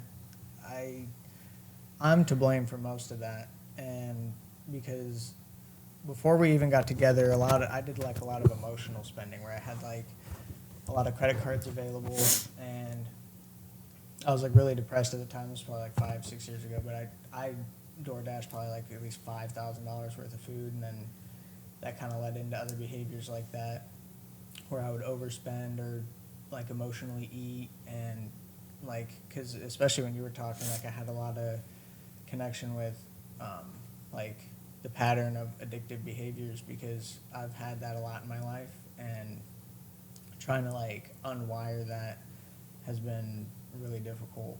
And and I also think a part of the problem too was like I'll budget and like find out what we need for bills and all that for each month. And what I've been telling her lately is that like I want us to do them together, so that way like I have her opinion, but I also have like my Accountability buddy. So I'm like, okay, you know, and it's not like I hide anything from her. She has access to all the accounts and she can look at them whenever she wants, but it's just a matter of like both of us engaging in it, so that way I don't feel like alone in that aspect. So for people that are listening to this, he's part of the men's group. Q2 was a financial audit. Mm-hmm. Did you actually sit down and do the financial audit, and did you do it with her? No, I didn't do it with her, but I went through like all my debts and what I owe, and because like my main thing is I have a car that's like worth way too much, and I've been trying to find ways to get out from underneath it, and I feel stuck in that aspect, because I kind of want to just sell it and then get like a couple $1,000 car and just take half the loan and wrap it up into that instead, and just have a lower payment, because like I can technically afford it right now, but I can't afford it, right? Right, you're living outside of your means. 100%. So with the Q2 audit, the last part this month is supposed to be trying to figure out what you need to do in terms of taking steps to reduce the debt, so that you can start investing your money or doing the things that you want to do, vacations or whatever. In your case, it would be moving. So what are the steps that you need to take after your audit that would get you to a position where you have the money to get into an apartment, a condo, a house, or whatever it is that you would need to do to put her where she's going to be comfortable? So yeah, all I did was really kind of just take stock of everything that was there. But all I would really think I'd need to do is just, we'd need to stop just, mainly me, just spending on like little stuff, like getting coffee here and there, like tiny stuff like that. And then, Do you have a savings right now? yeah, but Okay. only like 500. Okay, so then the answer to that is really no, because that's a tire pop, and you're out that $500. So in order to move into a place for the first time, I'm assuming you don't have furniture in like a storage unit somewhere. No. So to move into a place on your own, you need first, last, and security. Average place here is between $1,500 and $2,000 a month. So you're looking at $6,000 to move in somewhere before security, electric deposit, water, all of that shit. So you figure you're probably going to need between $7,500 and $8,000 to move in, buy a little bit of furniture, and have what you need. So in that this is going to turn into a business fucking podcast, and I apologize, but during that financial audit, one of those things should have been, how much money do I need to put away a month so that in 6 months I have the money necessary to get out of this space? And that means if you're paying rent to your mom, you factor that money into the money that you're saving, because that's going to be part of the paying your rent moving forward. But you need to have some sort of plan. And that means getting rid of your car and getting a cheaper car, getting rid of Netflix, no longer door dashing, not doing Amazon, pick up more editing, whatever it is that you can do to start stacking as much money as you can to get her out of that spot. You need a plan for that, because simply saying I need to cut back is not detailed enough. That's just saying that that's something I need to do. That's like saying I need to stop eating sugar. Yeah. It's not the same thing as going to the store and meal prepping for the next week of your life so that that's what you've got. So that's part of the audit, is trying to figure out how much money that you are making, bringing in, versus what's coming out, and what you can cut out to get you to where you're going. So that was part of the audit. I think maybe I'm going to have to do a call with you guys when we get back, because I guess maybe I wasn't that clear on all. What was that? Are you Shaka? Yeah. That would be great. That would be a great episode for one of the Yeah. calls.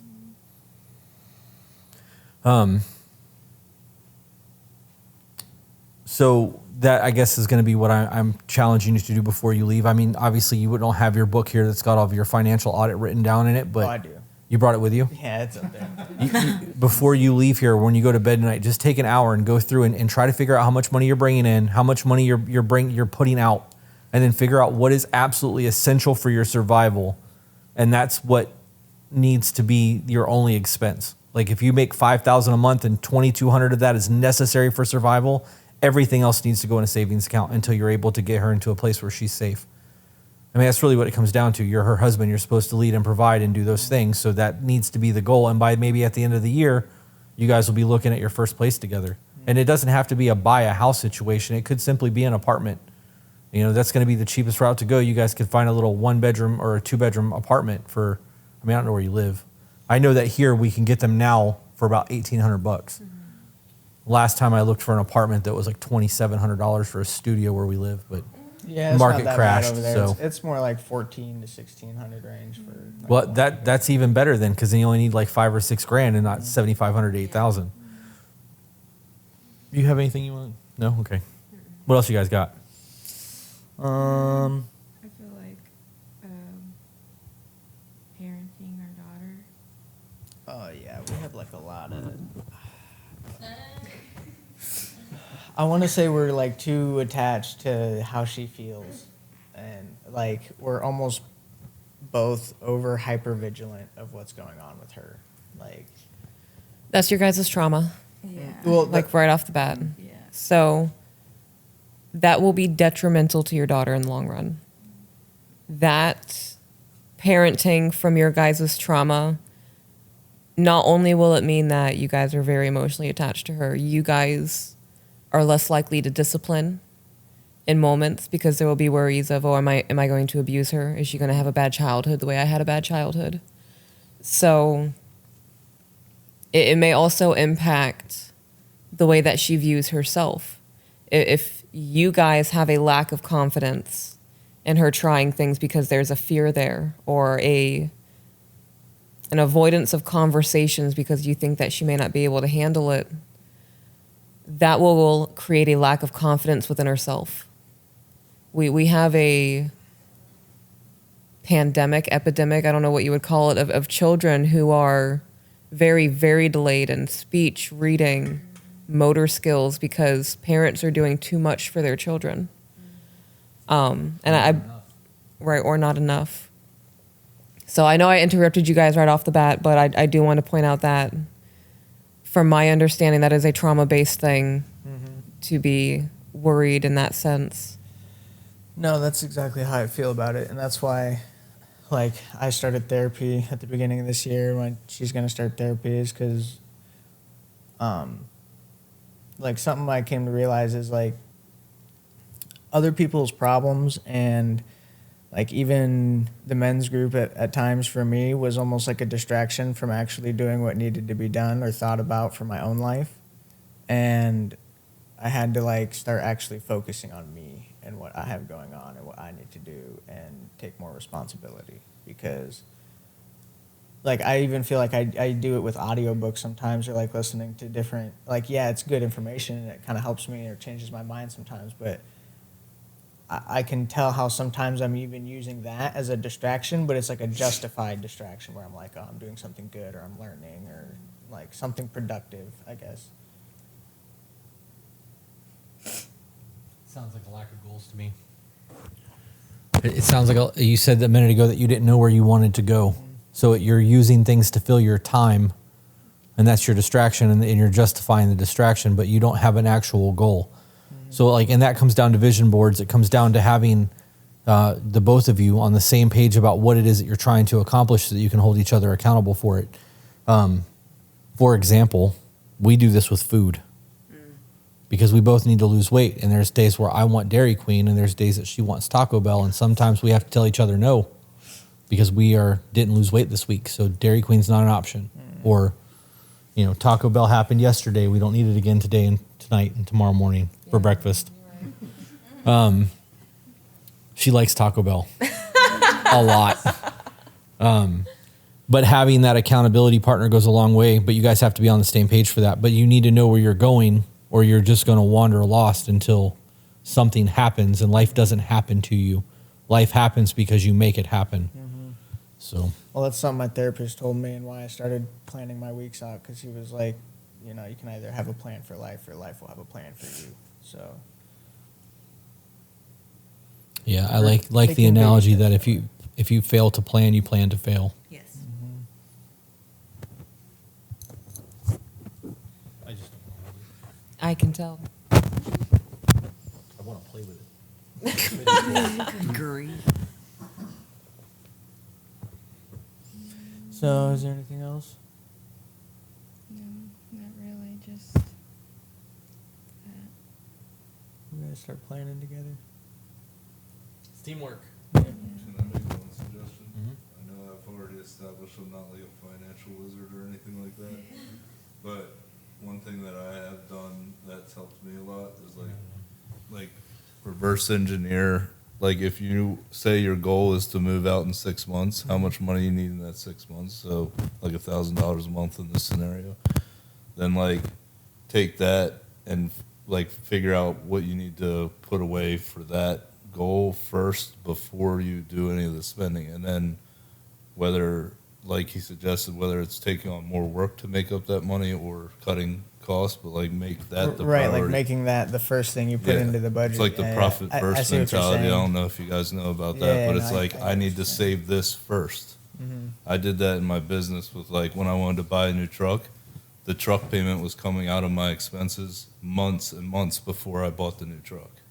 So then once I made that commitment to buying the truck, I was already acclimated to making that payment. So it helped me a lot.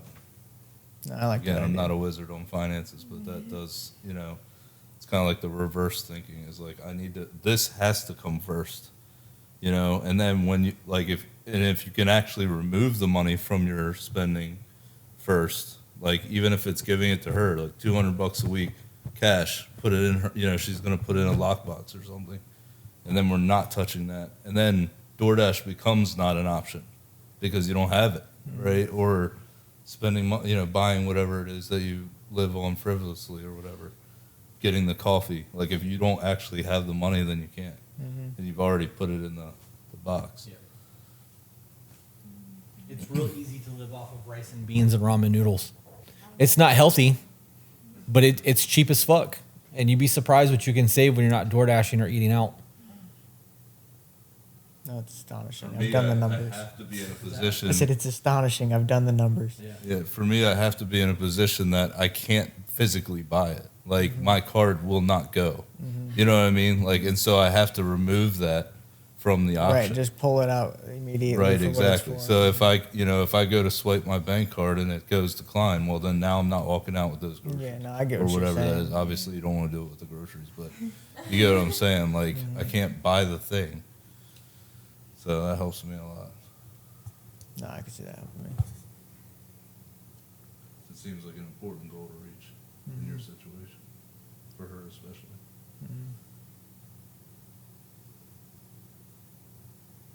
You guys got anything else?